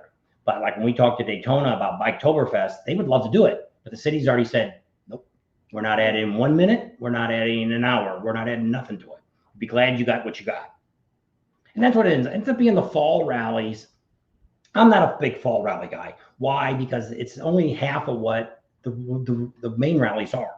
Myrtle Beach, Daytona, they're all, the main rally is, the spring rallies are so much bigger. Larger vendors are there, everything, they're spending all their money because it's the full 10 days, to where the other one's shorter, to where sometimes, like, well, now it is, but it used to be the Broken Spoke in Daytona wasn't open. They opened last year, but originally they were closed on Biketoberfest because they just didn't have enough business. Because you're getting to where I call it the 300-mile club, and probably in Florida it could be the 150-mile club. That people are more local people that are within 150 miles come out for the weekend. They stay one night, come in on Saturday, or come in on Friday, stay Friday night, maybe Saturday night, and then leave on Sunday. So it ends up being that they don't have that many people during the pre-rally, to where what happens with these vendors is you got to think of they got the expense of getting there, but if the more days they're there, they're paying for help. They're renting houses or motel rooms for all their staff to stay in. And so there's a lot of expenses there if you don't have a good draw of pre-rally stuff. So that's kind of what we get from our vendors. So, but like I say, most of these cities don't want to add any more days to it. So kind of sad. But once again, what I keep saying, it's well, somebody, I think Rick also asked about the Bullhead City rally. It used to be the Laughlin rally, but now it's the Bullhead River rally. Well, the guy that runs that, Larry, he's a really nice guy. Couple things he needs to do, and he's finally going back to what I told him to do originally, was keep it small and work your way back up to something big. Well, he tried to start out really big. He had the convention center over here. He had the park in town. He had a casino over there that he was doing. That he still does his tattoo thing during the same time, which two things he needs to move. And so there's just too much stuff going on. He doesn't have one guy. He doesn't delegate. He's and trying to do it all. He tries to get free help to do all this stuff. And first of all, that's what I told him, is move it to the week after Arizona Bike Week. Oh no, I can't move because it's always been this weekend. The people that are coming now don't know when the hell it was when it was Laughlin. They could care less. And it's been so long since they've really had it. Yeah. So move it. That way you might get the trucks that are in Arizona might go ahead and come here and stay for the extra weekend. Week. Yeah, and do another rally. See if they can make some money. Because there is a lot of California money come out here. Speeds used to be, because the overhead that they used to be at the park, at the Chamber of Commerce office there. They were out front. They said this was their most profitable rally because it was so cheap for them to have the spot. They didn't charge them their spot. They gave them electricity and everything for this really low price. And he said our overhead, other than getting here, but they did Arizona Bike Week and they stayed. They'd stay for that extra week until the next one. That was before Panama City got so big. So then when Laughlin kind of went down, they just all stayed on the East Coast. So now a few of them are starting to come back to Arizona Bike Week. And if Bullhead River Run was closer, they would probably stay that extra week just for the heck of it. And then the other thing they're already out of here on the West Coast. Is he has this tattoo thing going on at the same time. He needs to split that up. Put the tattoo thing on the weekend that was the Laughlin River Run. Put that then and because he's putting himself too thin. And so first year he had, Quiet Riot, which was really great. I think it was like $20 or $30 to get in and see it. And they had it at the little convention center that we have over here. It's a football field. It's all air conditioned and everything. But he had people could tent camp there. They could bring trailers in. It was all boondocking. He had that over at the park, to the city park. And then he had some house bands and stuff playing over there and stuff. But he was just too big, too much, a lot of money. And he lost his butt. And then he tried to raffle a bike off, and he had a used bike that he was raffling off. And it's like, really, dude? Why'd you even buy something like that? And it took him, I think, almost 2 years to get enough money to even break even on the stupid bike. And he was giving all the money away anyway to a veterans organization. So, like I say, she go back to the basics, have the park, have some bands, have some rides, take people out on some rides, and that's it.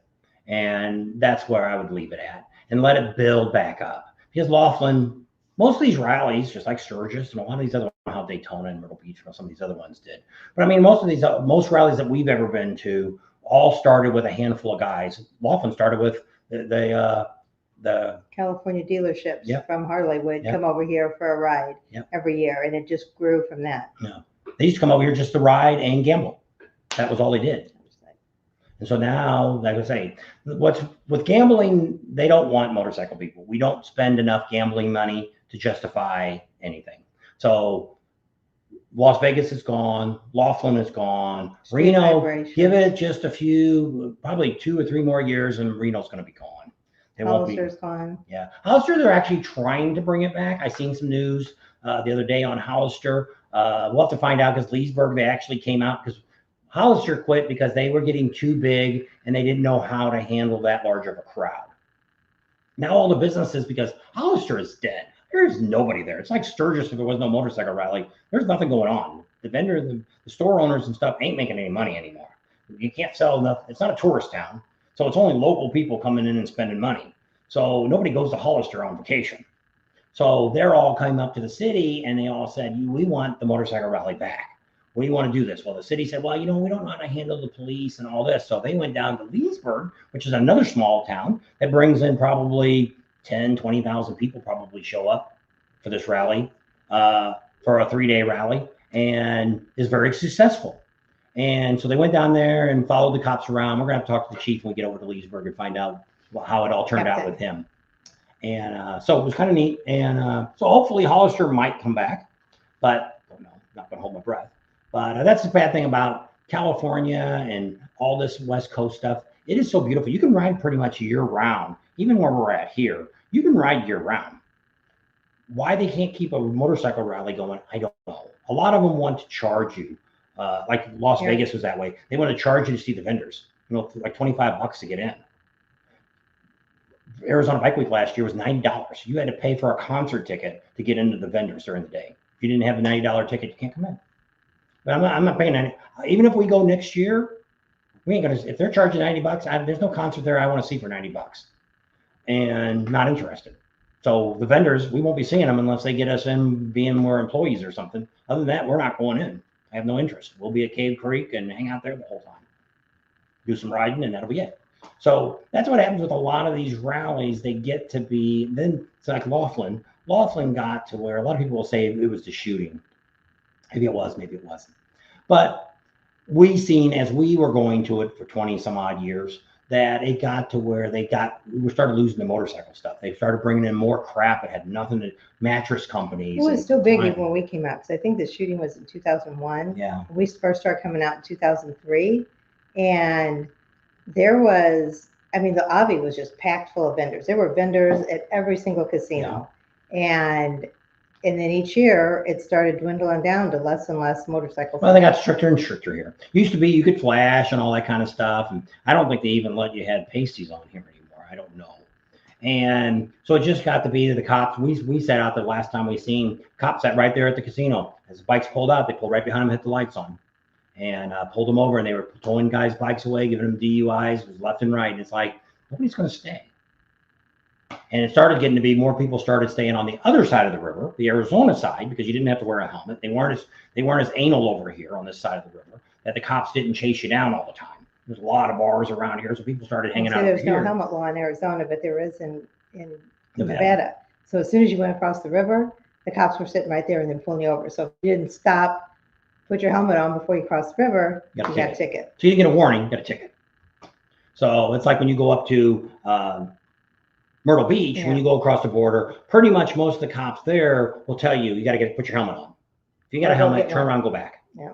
They didn't really, what we had heard the last couple of years, they weren't giving out tickets. We rode up there, we never seen a cop, but we always put our helmet on because we know it's a helmet state. So we know when we're riding bikes where you need to have your helmet on and where you can take it off if you want. But with all these accidents and stuff, but yet some of the people in Sturgis had helmets on that died too. So you cannot guarantee that you're going to live if you have your helmet on.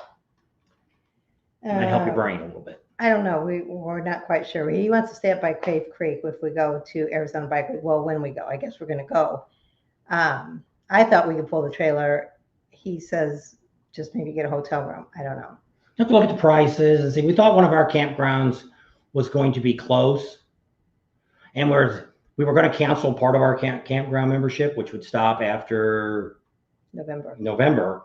Well, I'd have to pay another $700 to go to this campground. So why? I could probably stay at the campground for 3 days, a whole lot cheaper than $700. So. And a motel. Yeah, in a motel too. So I don't know. I don't know if she'll ride her bike that far or not. It's about 200 miles, 250 miles from here to get over there. It's about a 4-hour ride to get over to Arizona from where we're at. And we've done it before. And Buddy Art's going to be retired. And he might go ride with us next year. End of October, he'll be retired. We talked to him while we were gone. Yeah, so we got to sit down and talk to him. He's going to retire. Maybe next year he'll come out and do some riding with us. I figures he's going to take about 3 months, just kind of sit back and chill, relax. He used to work for Verizon, and they made him work a lot of overtime. He had to work a lot of nights, stuff like that, these last 10 or 15 years, and he's just tired. And so he's going to take a little time off, but that's what he said. He wants to start doing some riding. He called us the other day and talked to us, and then we went out and had lunch with him yesterday, I guess, Sunday, and had lunch with him, and we chatted a little bit and said, I'd like to do that. Well, he's interested in doing a ride with us on the coast, but he still says the highway's still tore up there by the 1, so we may not be doing that next year. I might still go over there and do it, but we won't. We'll tell people that we're doing it, and you can come over and ride with us, but it's not going to be a big advertised ride like we were going to do before. We'll just say, hey, we're going over to California. We're going to do the coast on this day. If you want to come over, he's close. If you want to ride with us, put your vacation in or whatever, we're going to do this week or whatever. We'll go up the coast and we'll go to Big Sur and turn around, come back and hit the 101 and go around it and come back. And we'll have to see how it all goes. To see where it's washed out. I don't know. I'll have to look at it and see. But I do really want to ride the coast next year. I love riding in California, no matter what. Politics has nothing to do with it. California's just got some really great riding. We were just on a little bony road the other night going to church. I forgot about it. I used to work off that road. And it even had 2 switchbacks on it. And I'm like, oh, crap. I didn't even know when I used to ride that. I didn't know they were switchbacks. 142. Yeah. In between the 57 and the 71, I guess. Because we rode that one time. Yeah. Took a group out there for a ride many moons ago. So there's some things we're planning to do.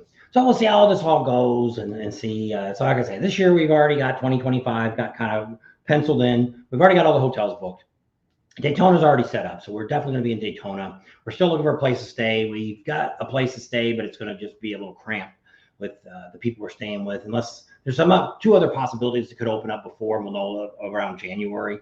One of them we'll know in October. We're supposed to go meet with 2 people that actually have bikes that we can ride. I may not end up taking my bike out there if we end up getting something with one of these other companies. For Arizona Bike Week? No, what he's talking about, Rick. He says, are there any national parks in it that has camping close to it? Not in Arizona, there's not. Closest one would probably be Flagstaff or Grand Canyon. Probably, yeah, there's not. I don't know. There could be, but not that I know of. You got to Google Phoenix area, Scottsdale. That's where they have the Phoenix Rally at, or where they have the Cave Creek. Mostly, it's a lot of houses. A lot of people live there. That's our most I'll tell dense you one area thing in there's a Arizona. lot of down there in that area is Aldi's. I've been getting these crazy emails there's Aldi's in Arizona now. And I'm like, because we used to go to Aldi's. I'm like, all right, where are they at? Because I was getting like 3 or 4 emails a day. So I put locations of Aldi's in Arizona, and they're all down there. Goodyear, Buckeye, Phoenix, Chandler, Queens Creek, all that. They're all down there. That's 250 miles away from me. I'm not going to Aldi's that way. But it's kind of nice. Usually down there, it's not too hot yet in April. It can be. But it's kind of the first rally in the United States. It's the first one on the West Coast. Oh, yeah, because it's after Daytona. Yes. And so it's kind of gets, which is, we've been out there 2 or 3 times. We've gone. think we went the first time by ourselves, and I think Art went the next time, didn't he? It was vice versa. No, Art went the first time. And so it's okay of a rally. It's not something that I'd go every year to. But since we haven't gone in quite a while, we haven't gone since probably 2020 or 2021 was the last time we went. And so it'd be nice to go back again and see if anything's changed. Because I think they had it that fall. Because I think what we ended up doing was we left Sturgis and we went to Arizona Bike, and then we went to Adam Sandoval's thing. So we kind of came back and then went, and I don't even think we stayed. We only stayed 2 days out of the 4 because there just wasn't a whole lot going on. But it was the COVID thing too. They had little tables. You couldn't. They were corralled. Yeah, you couldn't sit. Well, you had to sit at a table. On. You had to have a drink or food and sit at a table. You couldn't walk around. Couldn't stand around. So I don't know. But like I said, that was 2021. It was during the pandemic. And there's some good riding out there if you like riding in the desert and stuff. There's a lot of cool little old towns and stuff to go check out. And Tortilla Flats. Yeah, there's a lot of cool places. There's a couple of western towns out there you can visit and stuff. I don't think it costs anything to get in. If you want to do anything, it costs. But I mean, it is kind of cool. And if you've never been out that way, other than that, it's not much. And that's why I said the West Coast rallies, Reno's the same way. The only thing that's going on up there is Virginia City. Yeah. If it wasn't for Virginia City, it would be nothing. And that's where all the fun is. What's going on in Reno, they've got some parking lot that they're shoving vendors in again. Used to have the whole street they closed off in front of the casinos. Nope, they don't want that anymore. So last time we went in 2021, they had the Sands Hotel. They had their parking lot. Well, they can't get that anymore because we're not gambling enough. So they're supposed to have some little parking lot someplace else they're doing it at this year. And the Carson dealership, I think. Yeah, the Carson dealership, they have some vendors there. But I mean, not much. It's not a very big parking lot. They got 10, 15 vendors there. Nobody big. You're not going to see JP Cycles or Rick Rack or Ciro or anybody. None of the big trucks are going to come out. Vance and Hines, none of them are going to come out. It's all going to be small people selling leathers and sunglasses and crap mattresses and recliners, bracelets, magnetic bracelets. Everybody's got them. A dozen people selling the damn thing. Let me clean your glasses for you. Give me your glasses. Let me break them and clean them for you. Or the guy who wants to spray your shoes and make them all wet and clean for you. She don't like that either. No. Tells them no, don't touch my shoes. So we're about done. You're about done. How long have we been on? You only got like 15 minutes left. For 2 hours? Yep. Holy Jennifer Jupiter's Batman. Okay, 89 people on. So any other questions you guys got about the rally? Like I said, we'll do another live Sunday before we leave. Maybe we'll show you what we're packing up in the big bag. Jeff said he went to Reno last year. It was covered in bums. Wouldn't surprise me. I mean, that's what's sad. Why the West Coast can't get anything going on, I don't know. It's really sad because there's so many motorcycles out here. And because the traffic's so bad in California that, you got to learn how to ride a bike or you're going to be sitting in traffic forever. You split lanes and all that. But we've seen traffic a while ago. It was backed up 10 miles for construction on the 40, 1-lane bridge. And because that's why I said I wanted to leave early because I figured Monday, everybody's off today. Most people are off. And traffic wasn't bad at all. This is the fastest we've ever gotten home. We even stopped twice. When we went to the bathroom, we stopped at Chick-fil-A and had breakfast. So we even stopped and did all that. And we still got home within the 4 hours. And usually from her house, it's usually closer to 5 hours. Plus stopping. Huntington Beach. Yeah, plus the other daughter used to live in Corona, so it was about an hour closer. Yeah. But we didn't have no traffic at all. We never going up the Devore Pass. It wasn't nothing. Yeah. I was managed to pretty much keep the speed limit or a little more over the speed limit. Didn't go too high. I was trying to keep good gas mileage. What vendors do exhaust? Yeah, I guess it's coming to Bikes, Blues and BBQ. That's where he's going to be. I'd have to look at the list. Should be mostly. You probably could get some Vance and Hines. You're probably going to be able to get. You know what?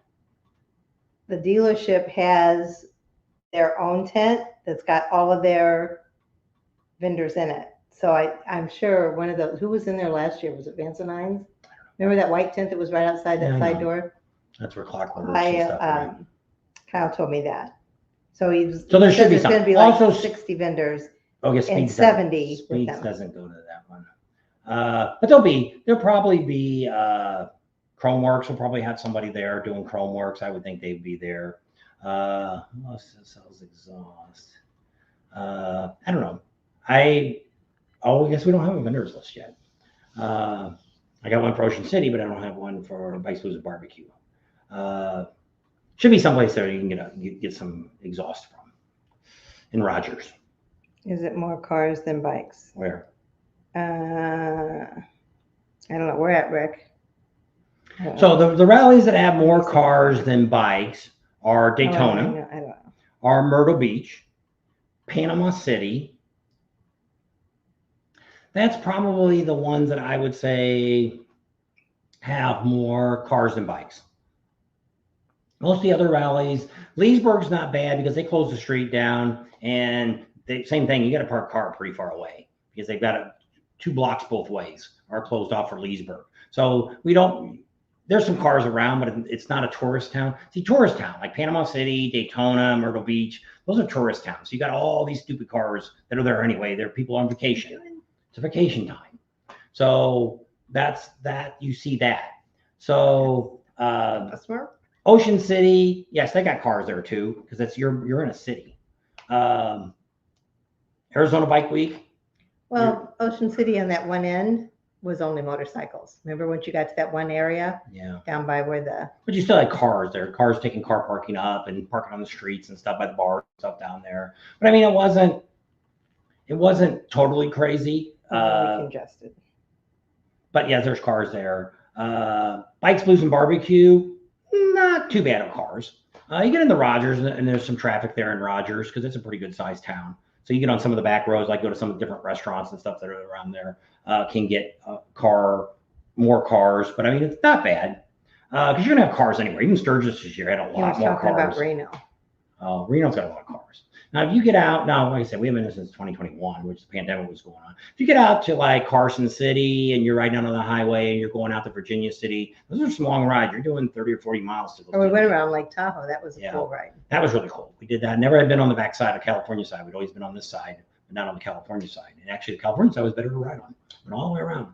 And it wasn't too bad. There was cars, but I mean, it wasn't bad. No more than you would think. You're going to have cars everywhere. Yeah. Unless, but I mean, it's not like Panama City is nuts on the weekend. It gets to be bumper to bumper cars, and the people are just rubbernecking, and that's all they're doing and trying to get. And they don't know how to drive because mostly in Panama City, there's only a few intersections that have lights. The rest of the cut throughs have stop signs, and stupid people don't know how to pull out on a 4-lane highway. They don't have any brains, so then they just sit there for 5 minutes. It's like hello, so you end up turning your bike around, and go the other way because you get tired. You're 10 cars back. So that's bad. Myrtle Beach is kind of hefty traffic there. When you get down there along Myrtle's Inlet, it's insane on cars down there. People, I wish they would close those 3 or 4 blocks off, but they won't. That's bad. Daytona, lots of cars in Daytona. Myrtle Beach. Yeah, I said Myrtle Beach because Myrtle's Inlet's really bad. So yeah, those are the ones I'd say. Laconia was insane with cars on the weekend. Stupid cars. We're 2 miles from the dealership and it's a 45-minute sit in traffic. It was just insane. It was closer for us to go all the way back to where we were staying. And when to go back, if we wanted to go back, we didn't. We just went back to our thing. Same distance. I mean, same amount of time. 2 miles versus like 40 miles. Yeah. So just, which it is, Laconia is like that. Galveston's not too bad because you're just out there on that little island, that peninsula there. So you don't have as many cars because it's more set up for motorcycle parking. They got that whole area closed off where they had the shooting at and all that last year. That's all kind of closed off just for bikes. So you don't get the car traffic in there. If you get into Galveston, you probably hit a lot of traffic, but not at the rally. Lake of the Ozarks, not too bad. That's kind of a smaller rally. Traffic there wasn't real bad because it's kind of like that. There's no big city around Lake of the Ozarks. It's a tourist area. So having their bike week is actually going to be the same time Ocean City is.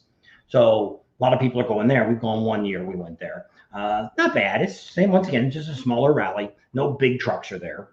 And dealership has some. They're getting more. Yeah, they're doing better, but they still don't have any big trucks coming in. You kept saying you want to do that smoke out one too. Yeah, I'd like to do that someday. I don't know if we'll ever make it there or not. So that's, I don't know if I missed any of them or not. Galveston.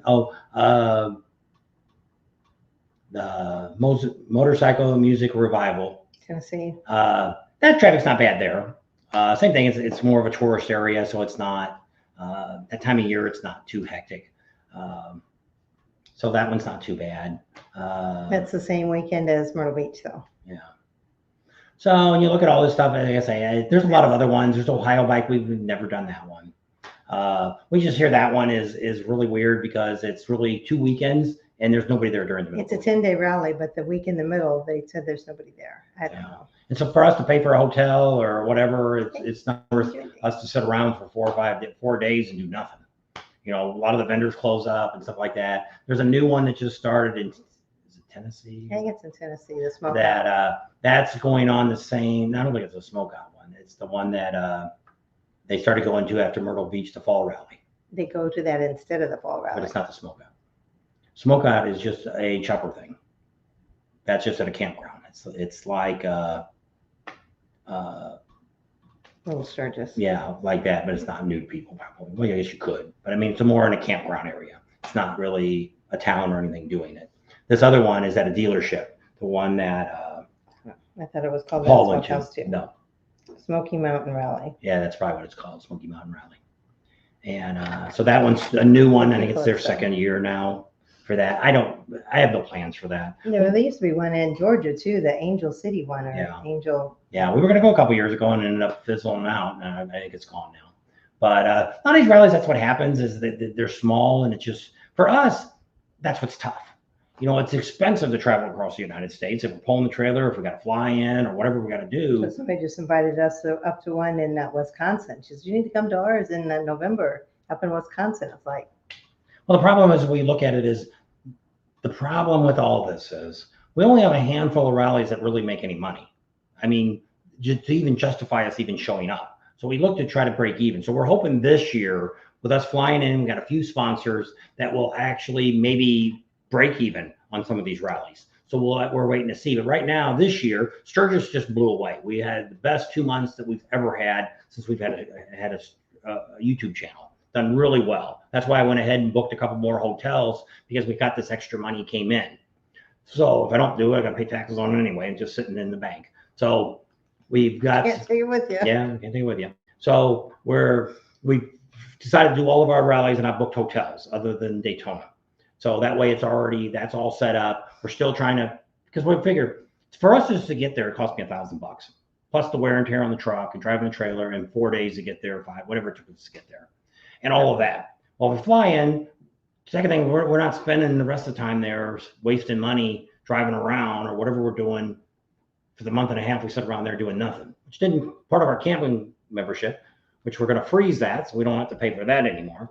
So we'll see how that all turns out. But the idea is to try to see if this will all work out. So this year it was Myrtle Beach has been really good. I don't know why. We get really good viewership in Myrtle Beach. The other rally this year was Leesburg. It took off really good this year. It was really good, you know, for something that's going on. The other good thing that we had last year was the Mecum auction. And we got better viewership there than, you know, I'm only talking like 4,500 views. But I mean, it's better than 1,000 or whatever we're getting now, 2,000 on a view. When people, which I tell people this all the time, a lot of times when we look at this, some of these videos we make $10, $20 on it. You know, it's got to get up, you know, 50, 60, 100,000 views to really make any, and even at that, $100 or a couple $100. And so when people think about this, we both had really good professional jobs that we had to make a lot of money. This is like mowing grass money is what we're making here. And so we like to do it. We enjoy doing this. We love helping people. We love giving out information. We love the contacts that we have. We probably have more contacts than any other YouTuber's got for getting information or for getting you good information. Whatever you need, we've got people we can call and just about get into anything. And so that's really nice. I like that. I like to have connections with people. So those are the two things that networking make me do what I do here. We work the whole time. We work from the rally. We're not out partying. We're not drinking. We're not watching bands. We're doing this the whole time we're at a rally. So other than sitting down and talking to you for an hour or so, which we've done that at a couple of rallies and spent way too much time. We spent hours with people for a couple hours every day, and that just puts us way behind on what we're doing. So it's kind of like That's next year we're trying to do, like in Sturgis, I'm going to go back to what I was going to do originally, was do lives all during the week of the rally. That way I don't have to spend the time editing. We'll just shoot the video. I put it in the hard drive and we move on. And then we edit all that when we get home. And so I'm going to probably go back to that next year, because this year we did really good on the pre-stuff. Yeah, the 8 weeks of pre-rally. We got so many viewership. There was hardly nobody that we ran into that hadn't seen at least one of the videos on Sturgis. So it was a really great year for us. We appreciate that. Yeah. We appreciate all you guys, because you guys were putting the word out there for us too. Yeah, so all that really helps. And so all the rallies, what the point of all this is when you go to a smaller rally, like one in Wisconsin, who's coming? Do you have anybody come from California or from Florida or from Canada that comes to the rally? Or is it the 150-mile club? Well, if it's the 150-mile club, the problem that I've had with my channel, which I thought when I started this channel in 2021, I thought people would want to watch our videos all the time. Because I'd love to know, me and Art talked about it for years, riding our bikes to Daytona. Never could, because we needed 3 weeks of vacation to do it. But kept thinking about, well, there was no videos on it back then. YouTube had just kind of started up to where you didn't know what to expect. It's like going to Sturgis. We never would have went to Sturgis if we wouldn't have watched the TV show Full Throttle. I thought it was more of a 1% club, and she would get, be just trouble for her to get into it. And so once we seen the TV show and seen how cool it was like, we got to go. We're going next year. Put your vacation in. We're going. And so we did. And we went by ourselves. And I didn't know anything about it other than the Full Throttle. And we figured all that out in all this time that we've been doing this.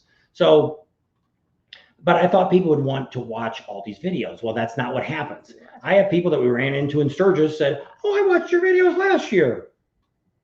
We've done, like I told them all the places we've been. Oh, you went to Daytona? Oh, didn't know that. Oh. They'll say, oh, we watch all your videos. And then we say something about something else, and they're like, oh, you have a garage?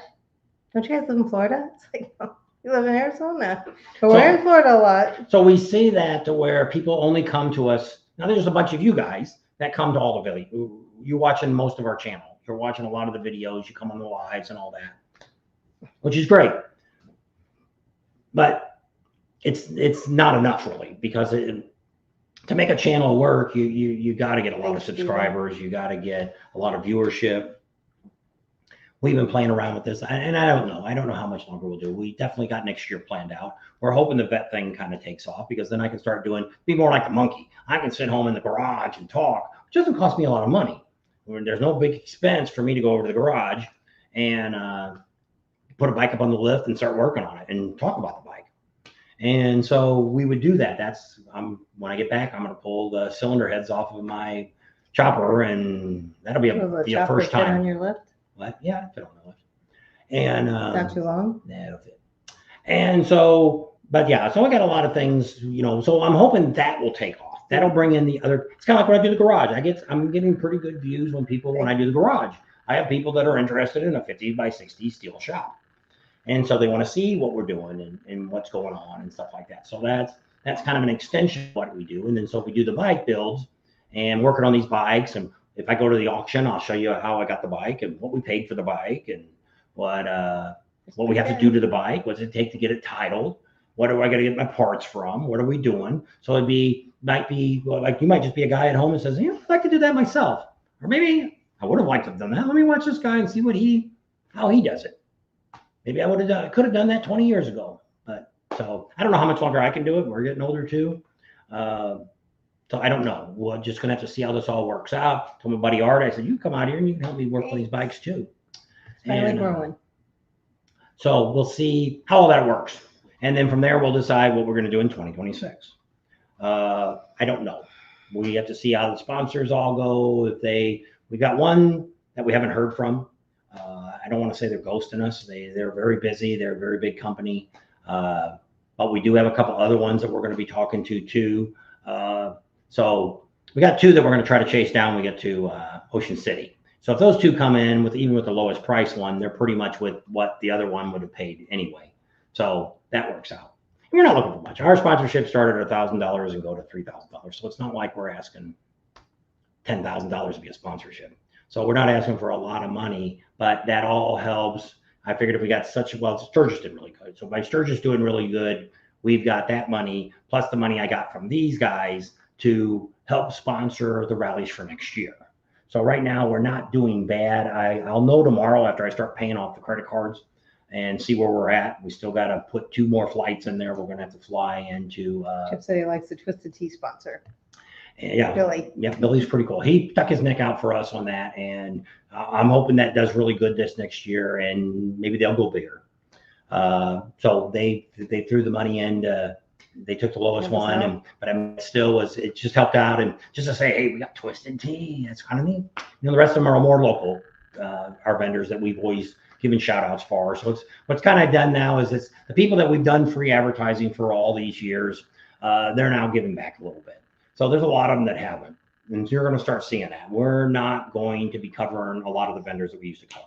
We're pretty much it's sponsored vendors now. Unless somebody's got something that's really cool, we'll go talk to them. Other than that, we're not going to go through and do a lot of the stuff with them anymore. Same thing. They've gotten a lot of business from us, and some of them have gotten hundreds of thousands of dollars worth of business from us, and they've given us a couple $100 here and there, cash money, but for dinner or whatever, they said, hey, here's some money. Go, you guys go ahead and have a good steak dinner tonight. And I appreciate that too. And even when people buy us dinner, we appreciate that, or buying us something. It all helps out. It's money that we didn't have to spend, and for dinner or whatever. So, which is all fine. Every little bit helps. That's right. It all adds up. And so, it is what it is. But I mean, we enjoy what we do. We're not complaining about this. And we're not hacking about money because people say, oh, you get on that money kick and all that. The idea is too many people think that you make $50,000 or $100,000 off a motorcycle channel. Our first year, which I don't know what this year will be. Our very first year, we made about 20 grand. I spent 50 to do it for all the campgrounds, for the gas, for all the stuff to do. That's how much money we spent. We spent the rest of the money came out of our retirement money. We spent that to do what we did. And so it wasn't, help get it to grow. Yeah. So the idea was that you got to spend a little money to make a little bit of money. Thanks to all of you. So that's why we're at the point now to where we got to decide, nobody else is doing what we're doing. So there is nobody that's going to step up and take over what we do when we quit doing this. But so thanks, John. And there still isn't anybody out here. There's people that do a little bit about what we do, but they're not really out here giving information out. A couple of people, somebody was on somebody's channel the other day and said, you sound more like he wants to be a news reporter as the way he's walking around and talking to people. And it's like, whatever the guy wants to do. I don't care. There's more than enough content and more than enough personalities to go around. It's just kind of funny how a lot of the YouTubers talk to some of the same people that we originally been talking to for the last 4 years. And so it's kind of funny because I guess they figure that they're safe to talk to. So they'll go in there and give it a try. But there's also some YouTubers out here that are twisting stuff. They're making the vendor look bad, or they're saying something about them or something like that. Or it's like Harley Davidson, the dealerships have nothing to do with any of this. No. So from where you're looking at corporate, you're never going to meet the CEO. You're never going to meet anybody that's on the board. None of us are going to get we did get to meet the CEO, but I mean, it wasn't worth meeting anyway. But I mean, he didn't want to meet us. He didn't give us the time of day.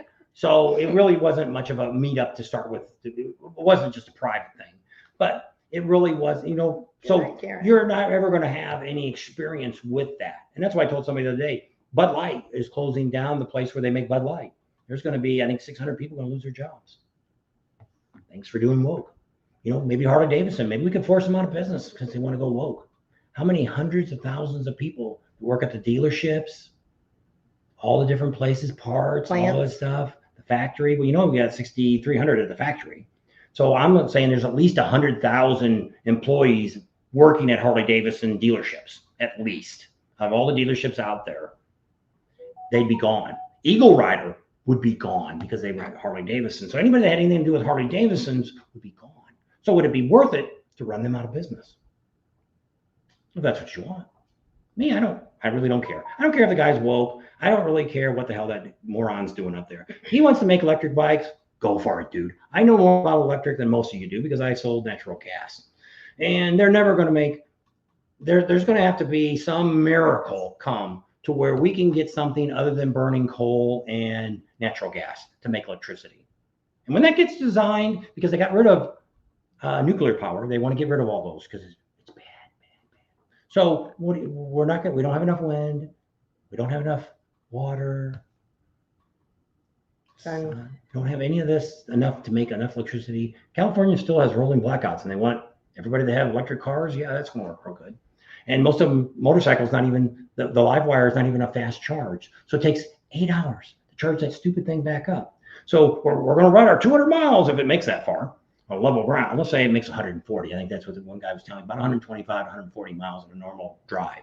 So you get that. So now I got to plug it in for 8 hours. I'm going to get a motel room, take a nap, get up, 8 hours. Let's get on again, do another 125 miles. Ooh, how long is that going to take me to get across the United States? Well, get to Daytona is about 2,200 miles. So well, somebody told me that the CEO of the Lightning trucks, the Ford trucks, he got in it and he drove all the way to Wyoming from wherever their plant is, Wisconsin or Michigan, I don't know, and took 10 hours to charge it. And he said, forget this. He went back, and that's why they're cutting way back. Supposedly, that's why they're cutting way back on their electric trucks now. And so that's the problem. The infrastructure of the country isn't enough to justify it. You know, if you could plug your bike in, even at that, our son-in-law had a Tesla. He loves electric cars. So he drove from California to here. So he got out to Barstow, charged it up, and he's got the fast charge because Tesla has that 20 minutes or 30 minutes, whatever it is. So they went and got something to eat and came back and said it was fully charged. So they unplugged it, jumped in it, got on the highway, got down about 10 miles, and the power gauge went beep. Somehow it didn't completely charge. They had to roll the windows down, turn the radio off, turn the air off. 40 miles an hour. Yeah. To get to and it was like 110. Needles. And that's what he said, I'll never do this again. And he's never driven his electric car out since. But that's the problem that you have with these cars is it's not like stopping at a gas station filling up my car. You know, we drove all the way here. Actually, I didn't even have a full tank. I only had 3/4 of a tank of gas when we left. It said I should be able to get 300 miles out of the tank. And we have about 275 miles that we had to drive to get home. And we made it and still had a little bit of gas. It never went into the red or anything like that. I didn't have to stop and charge. I didn't have to do any of that. But didn't have to buy California gas. So XM Biker says, support your dealerships, petition the board of directors. And that's all good to do that, but they don't care. No. They don't give a rat's butt about any of us and these corporations. They don't know. They're Vanguard and all these other companies.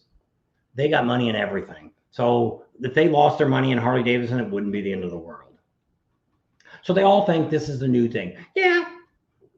Well, for years, till we started doing fracking, California, where I work for SoCal Gas, we were going to run out of natural gas within 50 years. And this was 20 years ago. Till they started hitting fracking, and they ended up finding out now we have 100 years of natural gas. So it's because of all that. And when people figure this out, that the Green Deal would be great if it could happen. But when you got countries like China and Russia, China, her dad was over in China for some medical treatments he got that he couldn't get done in the United States. They couldn't even go outside because the pollution would kill you. It was so bad. And you know how they used to have to make it rain because they needed to clear up the air? They had stuff they shot into the clouds that would force water to come down to kind of, so you could go outside. Yeah, and it wouldn't kill you. And so they would tell him, he was at this medical center, and they said, no, you can't go out today. You have to wait. And it's like, so until you get these other countries on board doing something, if we went totally green, we're not going to extend the life of the United States, the world by one day, because there's so much other pollution and all this other stuff going on. You know, it is what it is. And there's no way, and you know, like I say, if they could do the Green Deal and it would work, it probably would be a great thing. To be totally electric, be totally efficient, we wouldn't have to burn any fossil fuels. That would be great in a perfect world. But we're not in a perfect world. That's right. And I don't think in my lifetime it will never happen. But you would have never thought, when we grew up, I would have never thought we would have had a computer. This is like living in the Jetsons age. Talking, seeing somebody that's across the. Because you used to be on the Jetsons, they pull that little monitor up and they would talk on the screen. And you thought, wow, that's so cool. We grew up in the 60s and the 70s, and our phones had cords on them. You know, we had to talk on that. You had to dial it up. And so we never had any of this stuff. Could we end up with flying cars in the next 50 years? Very possible. That could very well happen. I'm not saying it couldn't. Could we have by 2050, could we have all motorcycles and all cars being electric? It's possible. Maybe you get a car that will charge itself, that'll have a dyno in it, that where it doesn't need to run on gas, but as the electric is running, it runs another motor that charges the battery up. Probably could be done.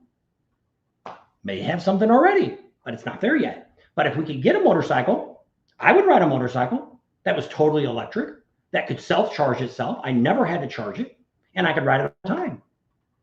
Why not? Then it wouldn't cost me nothing. Yep.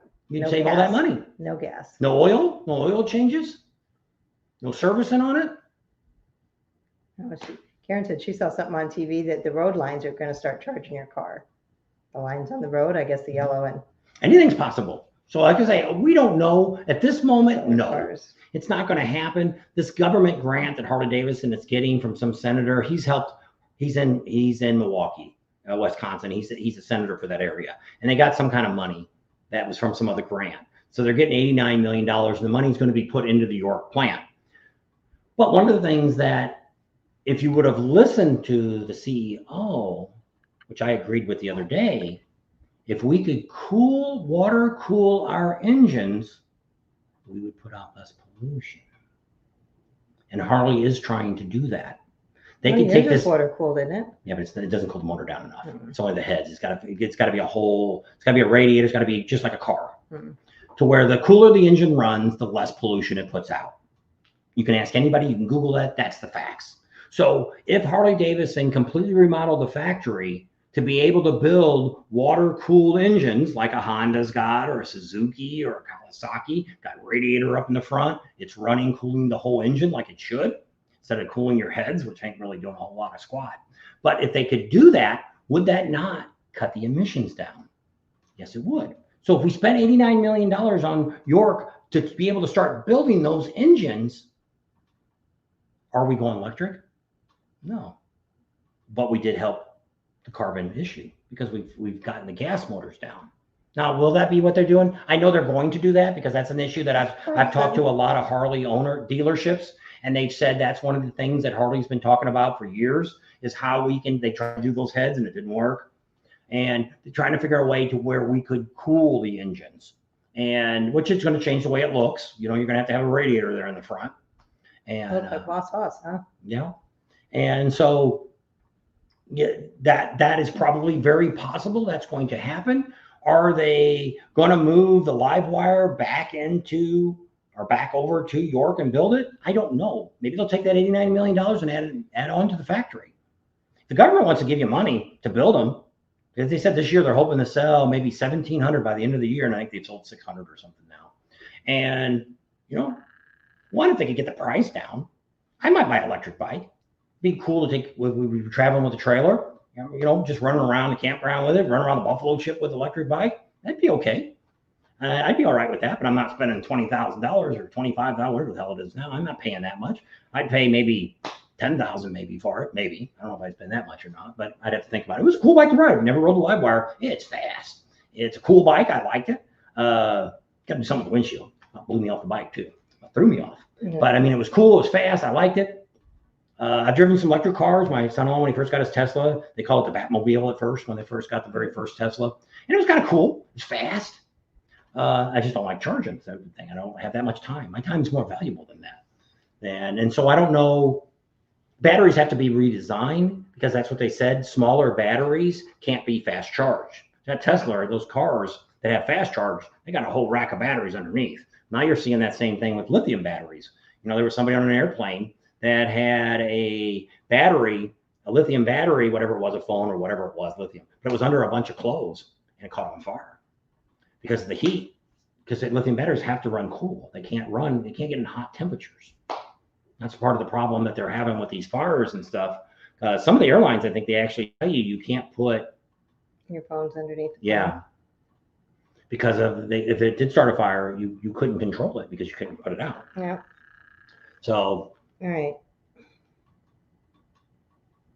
What else you got? Nothing. I've seen a few more things pop up. Well, Neil said that Alaska's telling them they don't have enough oil up there. And he's like, we've got the most oil in the Yeah. world. And they said, thanks to your commander in chief. And so they're talking about that. Politics.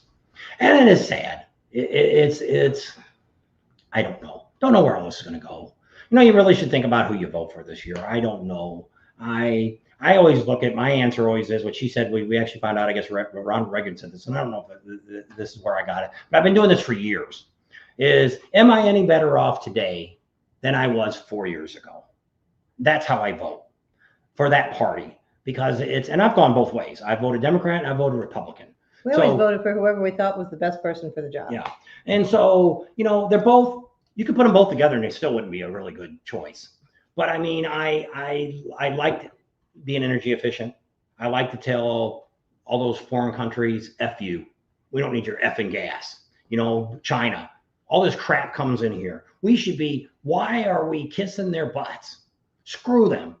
If we raise the tariffs here, just like here, if we send a motorcycle over to England, they got to pay like $5,000 to $10,000 for that bike for the tariff fees. That's why they're making them overseas, because they don't charge them the tariff, because it's America. Screw the Americans. So if we could do that, then we'd have to start building stuff back in the United States again. And when we were kids, everything was built here. You didn't hardly find anything built in China. TVs were made here. Washing machines were made here. Cars were made here. The parts were all made here. Vegas. Nothing was made overseas, 60s and the 70s. And things totally changed, because we know a lot of factories lived in Missouri that they made dashboards and they made the gauges and all this different stuff. So it could have been built here. But of course, they want to make more money over there. They can pay those people pennies compared to dollars that they have to pay here to have somebody do the work. It's just really sad. But why these countries get the special treatment from us, and then all of our money goes over there to buy the crap to bring over here, and it's just a bunch of crap. Maybe if we didn't have this great relationship with China, maybe we never would have got all sick in 2020. Don't know, but don't know. It's just a mess, and the whole world is like this. And there's not a whole lot, these people all these YouTubers that are doing this woke thing. It's all about views. They're making money off of this. Some of these people Under 35 people. Some of these people are making hundreds of thousands of dollars on their YouTube channels, pumping these videos out. And it's propaganda. It's just, they're telling you what they think you want to hear, just like the news. National news, we don't even watch local news anymore. They're just about as bad now. That it used to be, if you're old enough to know Walter Cronkite, he used to tell you, here's the facts. And that's all he said. And then he never told you what his opinion was. And that's what it was. They're there to tell you the news, and then you can make your idea is, okay, your own conclusion. Am I for Israel or am I for the Palestinians? Which way do I want to go? Well, if you had the facts, you can make your own logical decision. But when people are telling you, you got to do that. Oh, look what they're doing. Look what they're doing. Look what they're doing. Look what they're doing. That's all. That's what everybody says. But nobody says, here's what you need to do to fix this. Used to be, when we were younger, they used to give you the congressman's phone numbers. And they'd even give you what you had to say to them, how you could send a mail. Back then it was mail, there was no email. You could send a letter to them, you wrote it up a certain way to make sure, and then they sent thousands of them to where the post office was like bringing in Santa Claus mail. They piled them up on their desk. Are they going to read them all? No, but they're going to open a few and go, holy crap, we got to do something. I'm not going to get voted in next time. So instead, they all want to lie to you and tell you, look what they're doing. Look what they're doing. But then I don't tell you nothing that I'm doing. Because like all this, Trump has said a few things that he's wants to do and stuff like that, and that's fine. But I mean, everybody's so worried, and then on her side, I have no idea what she's doing. To me, she's never really said anything other than all the crap she said before, the Green Deal and all that kind of stuff, which I would assume she's still going to go forward with all the stuff that she believed in before. But I think what she's trying to do is keep everybody happy. Yeah, to where you don't know what I'm doing. Which I think if this has happened, this whole world has happened like this. Look what they're doing over here, so you can't see me screwing you. And that's what's happening to us. We're all getting screwed. It doesn't matter if you're the middle class, you're the poor class. There really is no middle class anymore. We were in the middle class. Today, if you're not making $150,000 to $200,000 a year in your family, you are not the middle class anymore. That is middle class wages. Making anything less than that, you're poverty now. So all these people working for minimum wage are stupid. because I haven't worked for minimum wage since I was 15. When was your last minimum wage job? Probably about that. No? Yeah. I would never think, even today, if I needed a job, I would not work for minimum wage, which is kind of sad because I probably make less than that here. But if I went, my time is worth $100 an hour. So if you want me to work on your car or do some plumbing for you or do something for you, I charge $100 an hour. You don't want to pay it? I don't need to do it. But that's what I figured out a long time. Everybody's got to figure out what you're worth. What's your time worth? Your time's worth something. Well, my time's not worth $7.95 an hour in Kansas, and it's not $20 an hour in California for working at McDonald's or whatever. I would never have dreamed of raising my family on minimum wage jobs, but that's what's happening now. All these people have 2 or 3 jobs and they're working minimum wage jobs. Go get a real freaking job, asshole. There's no reason that you have to work at a McDonald's. That's a kid's job, or it's an old person job. Somebody that didn't have enough Social Security, or their husband died and they never worked a day in their life, so they're only getting $400 or $500 a month. That's what that part-time job is for them. Something to do. Yeah, that's a good part-time job for somebody. But everybody else should go get your career. Go be an electrician. Go be a plumber. Go be a pilot. Go in the army. Go do something. Just don't go playing on your computer all day or playing on your phones. That's all these kids do today. It's just awful. $20 places. And everybody's just thinking it's all about woke. You have no idea. If that's all you're worried about, and you're worried about this election, you really don't know what the hell's going on in this world. If we are very close to talk politics. This very close that this is going to go down in a handbag, and in 4 or 5 years, it really won't make any difference. Who's running the country? So I don't know. I'm just saying we are so close to being a communist or a socialist country right now. It's ridiculous. And I think one of the people really want to go that way. Actually, they just found one of the statements that one of them made actually is what one of the Hitler's officers used to say, what he used to say. And we looked it up and it's like, oh my gosh, it is. And it's like, well, you know what? Some of this stuff she's saying she didn't know that's where it came from. But I mean, but the other one's saying stupid things too. One day says one thing is another. People are too worried about the polls. I wouldn't believe in any of these freaking polls anyway, because it's the same thing. It's coming from these crazy, I could go get a poll and I could go one way. I could get you 100% people voting one way, and I could go one other place and get you 100% going the other way. Nobody's ever called me and asked me for a poll for who we're going to vote for. So, not that I would tell them. You get a lot of spam calls, though. Yeah, trying to sell timeshares. Something. So, but yeah, it's you really need to open your eyes and look at the world. See what's going on. See what's happening. Yeah, heck with college. Go to a tech school. That's right. And my son-in-law, my daughter was talking today about sending their boys to college. These kids, college today they want it as a career. That's what they want to do. They enjoy playing in high school. Now let's go to college and play, because that's why they want their college to pay for. Because I went to college, I got a $300,000 loan I owe now, but I don't have any career. I went in for arts. I learned all about art, but I don't want anything to do. I don't want to work in a museum. They don't pay me nothing. I don't want to be an artist, but I enjoyed going to school because it was fun. I had a lot of friends. We had a lot of parties. Then you got a $300,000 bill. You pay for it, dumbass, because you went to I call it an investment. If just like us, we made an investment in our future, whatever. When she went to college, and her bachelor or master degree was a waste of our time. She thought she was going to make more money. Ended up, she would have had to take a pay cut. So the $30,000 that we had to pay for her master, we just had to suck it up, because it was just a bad decision that she made. But her first decision to go get her bachelor's degree was the best decision, because gave her the job that gave her the money that she had. So sometimes it could be a good decision if you're going in to find like in her case, she went in to radiation therapy. And when she went in, what year did you start? I graduated in 91. There was nobody doing it. She's making over $60 an hour when she left. Crazy money. She always made big money. When she got into school, she always made over $100,000 a year. I caught up when I started working for the gas company and stuff. I started making good money there. But up to that point, she always ended up making more money than I did. And because she made a good choice, she was going to be an x-ray tech until she found out, well, the kids were already growing up. They were already in school. The youngest one was 5. The other one was 6 or 7. And so all this other time, she'd just had part-time jobs. She never had a career. So she wanted to go and do an x-ray tech. Well, then when she went there, she found out she's going to have to start working weekends and nights. Well, that's when we're off. I'm off. I work a daytime job. So then she found out about this radiation therapy and said, well, if you do this, you could get a Monday through Friday job. You're off on weekends, except for And holidays. And she's like, that sounds good. And then it paid really good money.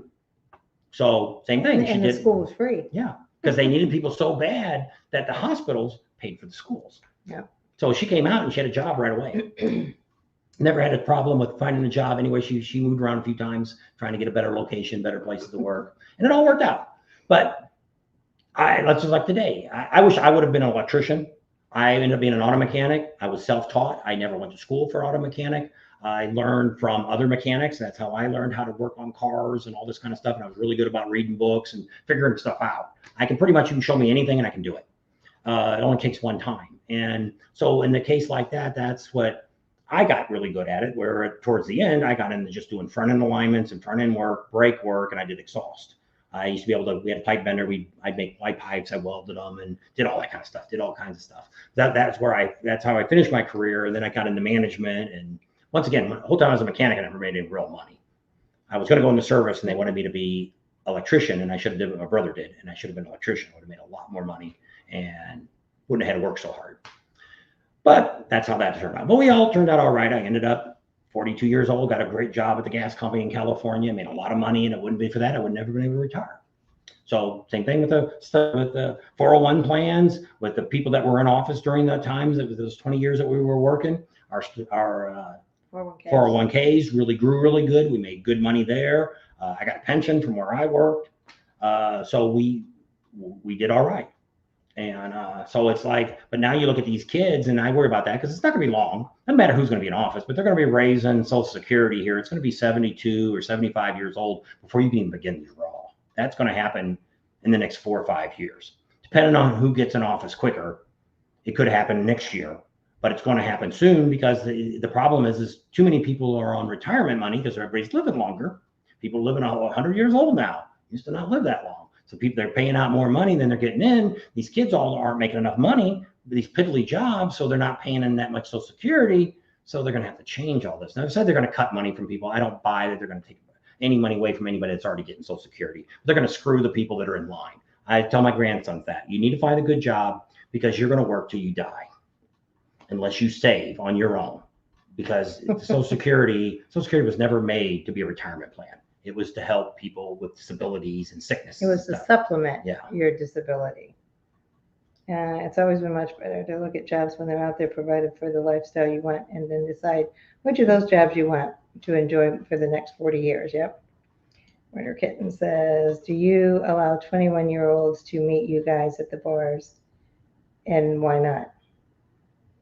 Do you allow 21-year-olds to meet you guys at bars, and why not? Well, we do. I mean, we've actually met an 18-year-old at one of the bars. I won't say where it was, but he looked like he was 21. He was with his dad. His dad brought him, and they built bikes together. We met him. It was really cool. And I've met him, and he actually put him on camera that year.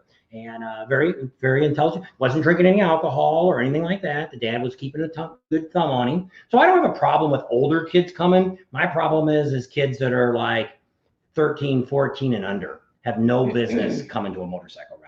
This is an adult thing. It'd be like going out to a striptease show, the titty bar down here. Go down here. You're going to take your 8-year-old in there? Well, I wouldn't take them there. Yeah, well, all these people always say the same thing. Oh, we want to do that. We're taking them to the rally because we want them to experience everything. We'll take them to the titty show. They can experience that. So he wants to do Route 66, and since Art's retiring soon, that might be coming up sooner than you think. The triggers used to be done by prisoners. It's cruel and unusual punishment. But yeah, if we go to socialism, that might be your everyday job. Read the book and you'll get the facts. Be looking up. There you go, Stephen. That's the truth. Yeah. So, which it is. It's 2.5 hours. Everybody just needs to sit back and look at all this and pick your battles. Research. Pick your battles. Get out and vote. I don't care who you vote for. Just get out and vote. Get off your butts and vote. I've never seen so many whiny people that bitch all the time, and then when you find out, they're not even registered to vote. Why? My brother's that way. My brother hasn't voted. He's older than me. He's almost 70, I guess, now. Yeah. And he hadn't voted a day in his life. Never. But he complains all the time about politics. So it doesn't do Like I any said, good to vote. you don't get a voice to vote. If you don't vote, you don't get a voice to And I know that complain. because with the union, we had about, typically about 33% is about the average, no more than 33% vote on anything. And that's sad that all these people don't vote. And it's like a lot of people say, well, my vote don't count. Well, all you people that said my vote didn't count went out and voted, it might count. Now, I'm not saying that I don't know if the elections are rigged or anything like that, but you should still make a stand and say, we've always voted for presidents. Now, we've not always voted for city elections. Once the kids started getting in school and stuff, we got a little more involved with stuff like that. We started to know. But a lot of these senators and stuff, we didn't know who they are. I'm not going to vote either way if I don't know anything about the guy. So the bad thing now is a lot of this stuff is because they lie. They lie about the other person, and she gets mad about that they say all this dirt and all this stuff, and you can't do nothing about it. I've explained that before on another live that when I ran for president the first time, this girl slandered me and said all this bad stuff, and I had proof, had witnesses. And when I went to the lawyer, they told me it's an election. They have ballots. They can say anything they want about you. They can tell you you do bad things to little kids, and ain't nothing you can do about it. You can just deny it or shut your mouth and not say anything. And it shouldn't be that way. The only thing you should be able to talk about is yourself, what you've done, what you stand for, and what you want to accomplish. That's it. I don't want to hear anything else coming out of your mouth except for those 4 things. And that would be great. I don't need to know anything else. And that would be great if that happened. Get rid of all the what's the people that give money to the politicians? Lobbyists. Get rid of them. Those people should have left a long time ago. I know so much about that dirt because I was the president of the union. That's who's running our country, are these lobbyists and these companies that are paying these people. It's not China, it's not Russia, it's not Germany, it's not Mexico, it's not Canada. It's people inside the United States, these big corporations, and their people that are owning their corporations that have all this money is running the show. They're telling them what to do, what to say. And that's why I said there's so much of this crap now. Just like today, I was looking on Facebook, and there's so much on both sides of this election. I'm looking at some of these clips, and I'm like, I'm done. I'm clicking on a lot of them saying, I don't want to see any more of this. I don't care about this guy. I don't want to listen to him anymore. I'm just done. We already knew who we were going to vote for anyway. So I don't care what they say about this person. We're going to vote either way. That's the way we're going to vote. And if it works out and the person does a great job, then I'm happy. If the person doesn't do a good job, then next time I'll definitely go the other way if we still got a country. If we don't, then it won't really matter. But I don't know. It's what she always says is, when will Americans finally say enough is enough? And stand up for ourselves. There's more of us than there is of them. Way more. But we're very disorganized. We have no leader to lead us. We have nothing. And so we're just all voicing our opinions, and the people with the money ain't even hearing anything we're saying. Just like the CEO and the board of directors at Harley-Davidson.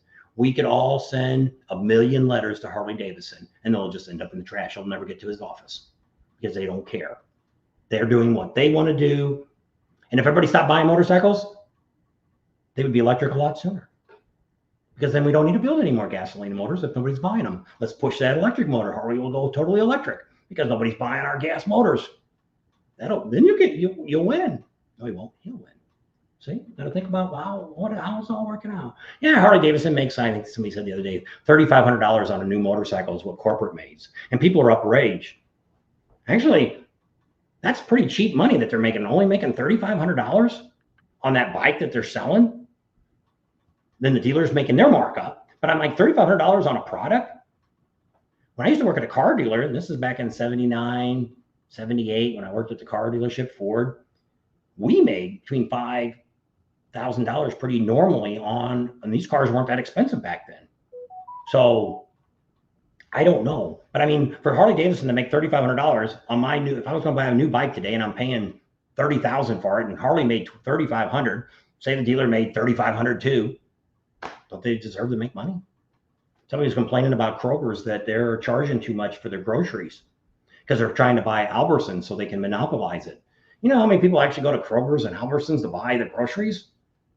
This many people. More people are buying it from Walmart and Sam's and Amazon. all these other little stores around here. And people are, I don't care. We buy stuff from Kroger's down here. I look at the prices. If there's something that's high, we don't buy it. Got to be a smart consumer. If they want to jack their prices up to, and they're like, well, they're not lowering them below their cost. Like well, if they're going to lower it below their cost, they're going to go out of business. They're there to make business. They're there to make money. Everybody owns a business is there to make money. If you're not going to make money, why would you do it? It's like us. I'm not doing this as a charity thing. We want to make enough money to where it pays for the business. It pays for us to do what we do. It'd be great if we made a little extra money, but we can't make too much because we're still not 67 years old yet, so we can't make that much money. So we're only allowed to make so much money, or they would take our little break even, or they would take a little bit of our Social Security away from us. So I'm not looking to make hundreds of thousands of dollars, but if it broke even, that would be great. If it made a little extra, that'd be nice because we could take some of that money and invest it into our nonprofit and help buy more bikes instead of us spending a little bit of the cash we still have, personal money. And so I don't know. We were both raised in Southern Illinois, right outside of St. Louis, Missouri. Yeah. So we lived most of our life. We lived in the Midwest. What? See what time it was. And then we lived in California for 17 years. We've lived here in this house for 5 years. We had the house 10 years. Yeah, so the rest of the time we've lived in Illinois and Missouri. That's where we lived most of our life. So that's kind of how it all turned out. They said what we need to do is stop all the CEOs pocketing all the money. That's right. And that's what's wrong with the country. Used to be everybody could make good money. My mom really she had a job off and on. She never worked full time. My dad had a job. He had a white collar job. He worked in a factory. He was an industrial engineer. He did time studies to make sure you're doing your job fast enough and how long it should take you to do your job. That's what he did. And he made enough money that we had a new car in the driveway. Every 4 years, they bought a new car. Mom had one, and then that would be passed down. And my mom would get a car, and then 4 years later, my dad get a new car, and vice versa. We had a nice house. They eventually bought a new house when we were kids. We bought a brand new house. It was only $18,000 back then for a brand new house, all brick. And so we never really did without. My mom made a lot of my clothes when I was a kid. I wore a lot of my brother's clothes. It was hand-me-down that I had to do. So she was the same way. Her dad was a cop most of his life. He worked for a steel company. He worked for railroad for a little bit. What was the steel company? Granite City Steel. He worked there. He worked on the train engines and stuff like that. And so he always made good money. And her mom really worked off and on, but never really worked the whole time that she was a kid. So you could do that, but today you can't. Nobody can get away with just having one job. Unless you got lucky and you're the CEO of a company and making $43 million. I mean, 35 million of that, I think, is stock, which is a real big gamble. If you sold it right away, it'd be good. But if you're just going to let it sit there, if Harley would go to crap in a handbag, you could lose all that money. Guys that are, I don't know how many here that were in the 80s, you had 401 plans and stuff going. But I know a lot of the guys that I worked at the gas company, some of them lost as much as $1 million in their 401 plans. They got down to almost nothing because when the economy went to crap in a handbag and the stock market dropped, they lost all their money. And because a lot of them said they ended up having to work longer than what the company all had worked 25 years. They ended up having to work 30 and 35 years to make up for that money that they lost. And so that could still happen. Everybody's got their money in the stock market, could lose all that, and then you're back to having nothing if you've got money at all saved at all. Most people live from paycheck to paycheck, and that's what's wrong with America. My mom used to save. They'd save and they'd have money to put down on a car. If you're buying something and you can't sell it tomorrow and pay it off, you shouldn't buy it. So if you're buying that motorcycle and you're buying the extended warranty and you're buying the gap and all this stuff, and now the bike's a $40,000 bike and it's a $23,000 bike when you bought it, that's what it's worth. And actually, when you pulled out a lot, it dropped to about $18,000. So if you're not putting down that extra amount of money, you shouldn't be buying that bike. That's what's wrong with America. We spend more than we take in. We've been guilty of that too. We've had to finance something and we bought another car and we had to take what we still owed on that car and put it in the next car. We finally got away from that, but that's, if you want to retire or do anything, you got to quit spending money. Overextend your means. Yeah. And it's all about, everybody's got to have. I said, well, actually, I always said when we first got married, I made $250 a week. I think she made 150. And I think we actually had more money back then than we have now, which is kind of sad. Yeah. But I mean, we had old cars and no loans on them. We lived in a mobile home. So, we had a lot payment and I guess we had a trailer payment too. The lot was like $75 or something, I think. And the trailer payment was like 150 or something. And so we had a little bit of money, but we didn't do a lot. We didn't travel. We went down and visited. We lived in Chicago. We drove down to St. Louis to visit the families and stuff. We went to Branson a few times, drove, but We used to go to the mall on the weekends and just walk around window shop, and we'd get a soda and a pretzel and split it. And that was our big weekend. we'd go to the state park. We had Starved Rock State Park. Real cool place. Used to go up there and walk the dog and stuff up there. We have our first black lab we had. We used to go, that'd be the weekend. That was Rocky. We'd go up there and do that and didn't really spend any money. But then the park didn't charge you to get in. It was free to get in. They didn't have no charge for it. So it was only like, I don't know, 8-10 miles from town. So it wasn't that far to get to it. And we'd spend all day there on the trails walking along the river, Missouri River. Illinois. But it was pretty cool. But I mean, once again, we didn't expect that. We didn't expect to go. And now we do all this stuff. We go to all these, flying to all these rallies. We go on vacation. We've been to a lot of different places. You know, we've been to Canada, we've been to Mexico. So we've done a lot of things that back then we would have never done. We never even thought about going to any of those foreign countries. No. But that, I'm done. All righty. Thanks for hanging out with us today. We love all you guys. Hope you enjoyed the video today. Hopefully it didn't bore you to death. Happy Labor Day. Yeah. Hopefully it wasn't too much for anybody.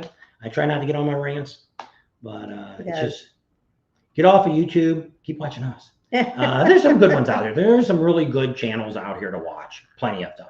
But if they're going to start getting into, you know, there's so many now that's gone to this woke and gone to all this stuff. And it's just like, they're all saying the same thing over and over and over.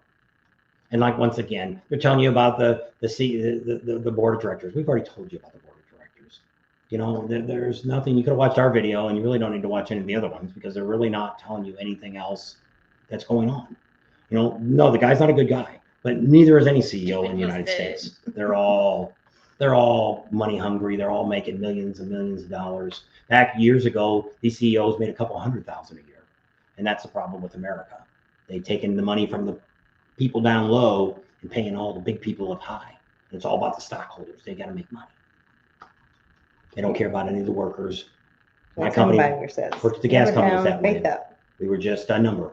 They didn't even know you by name anymore. You were just a number of your payroll. That's how they kept track of you. Which is sad.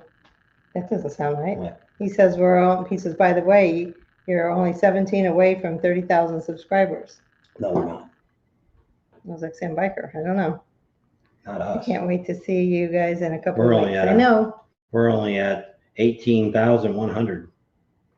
Unless somebody spammed me here. Happy Labor Day. Happy Labor Day, everybody. Yep. Thanks for hanging out with us. Yeah. We're only at 28,104. So we still got another 1,900 or 1,900. Oh, 300. No, I don't know. More than that. 17 away from 300. 1,700 maybe. I don't know. Anyway, thanks for. Ryder X just jumped on. He said hello, goodbye.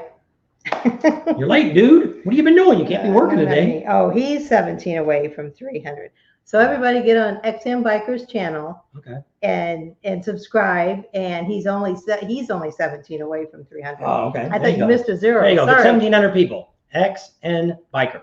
XANBIKER on YouTube.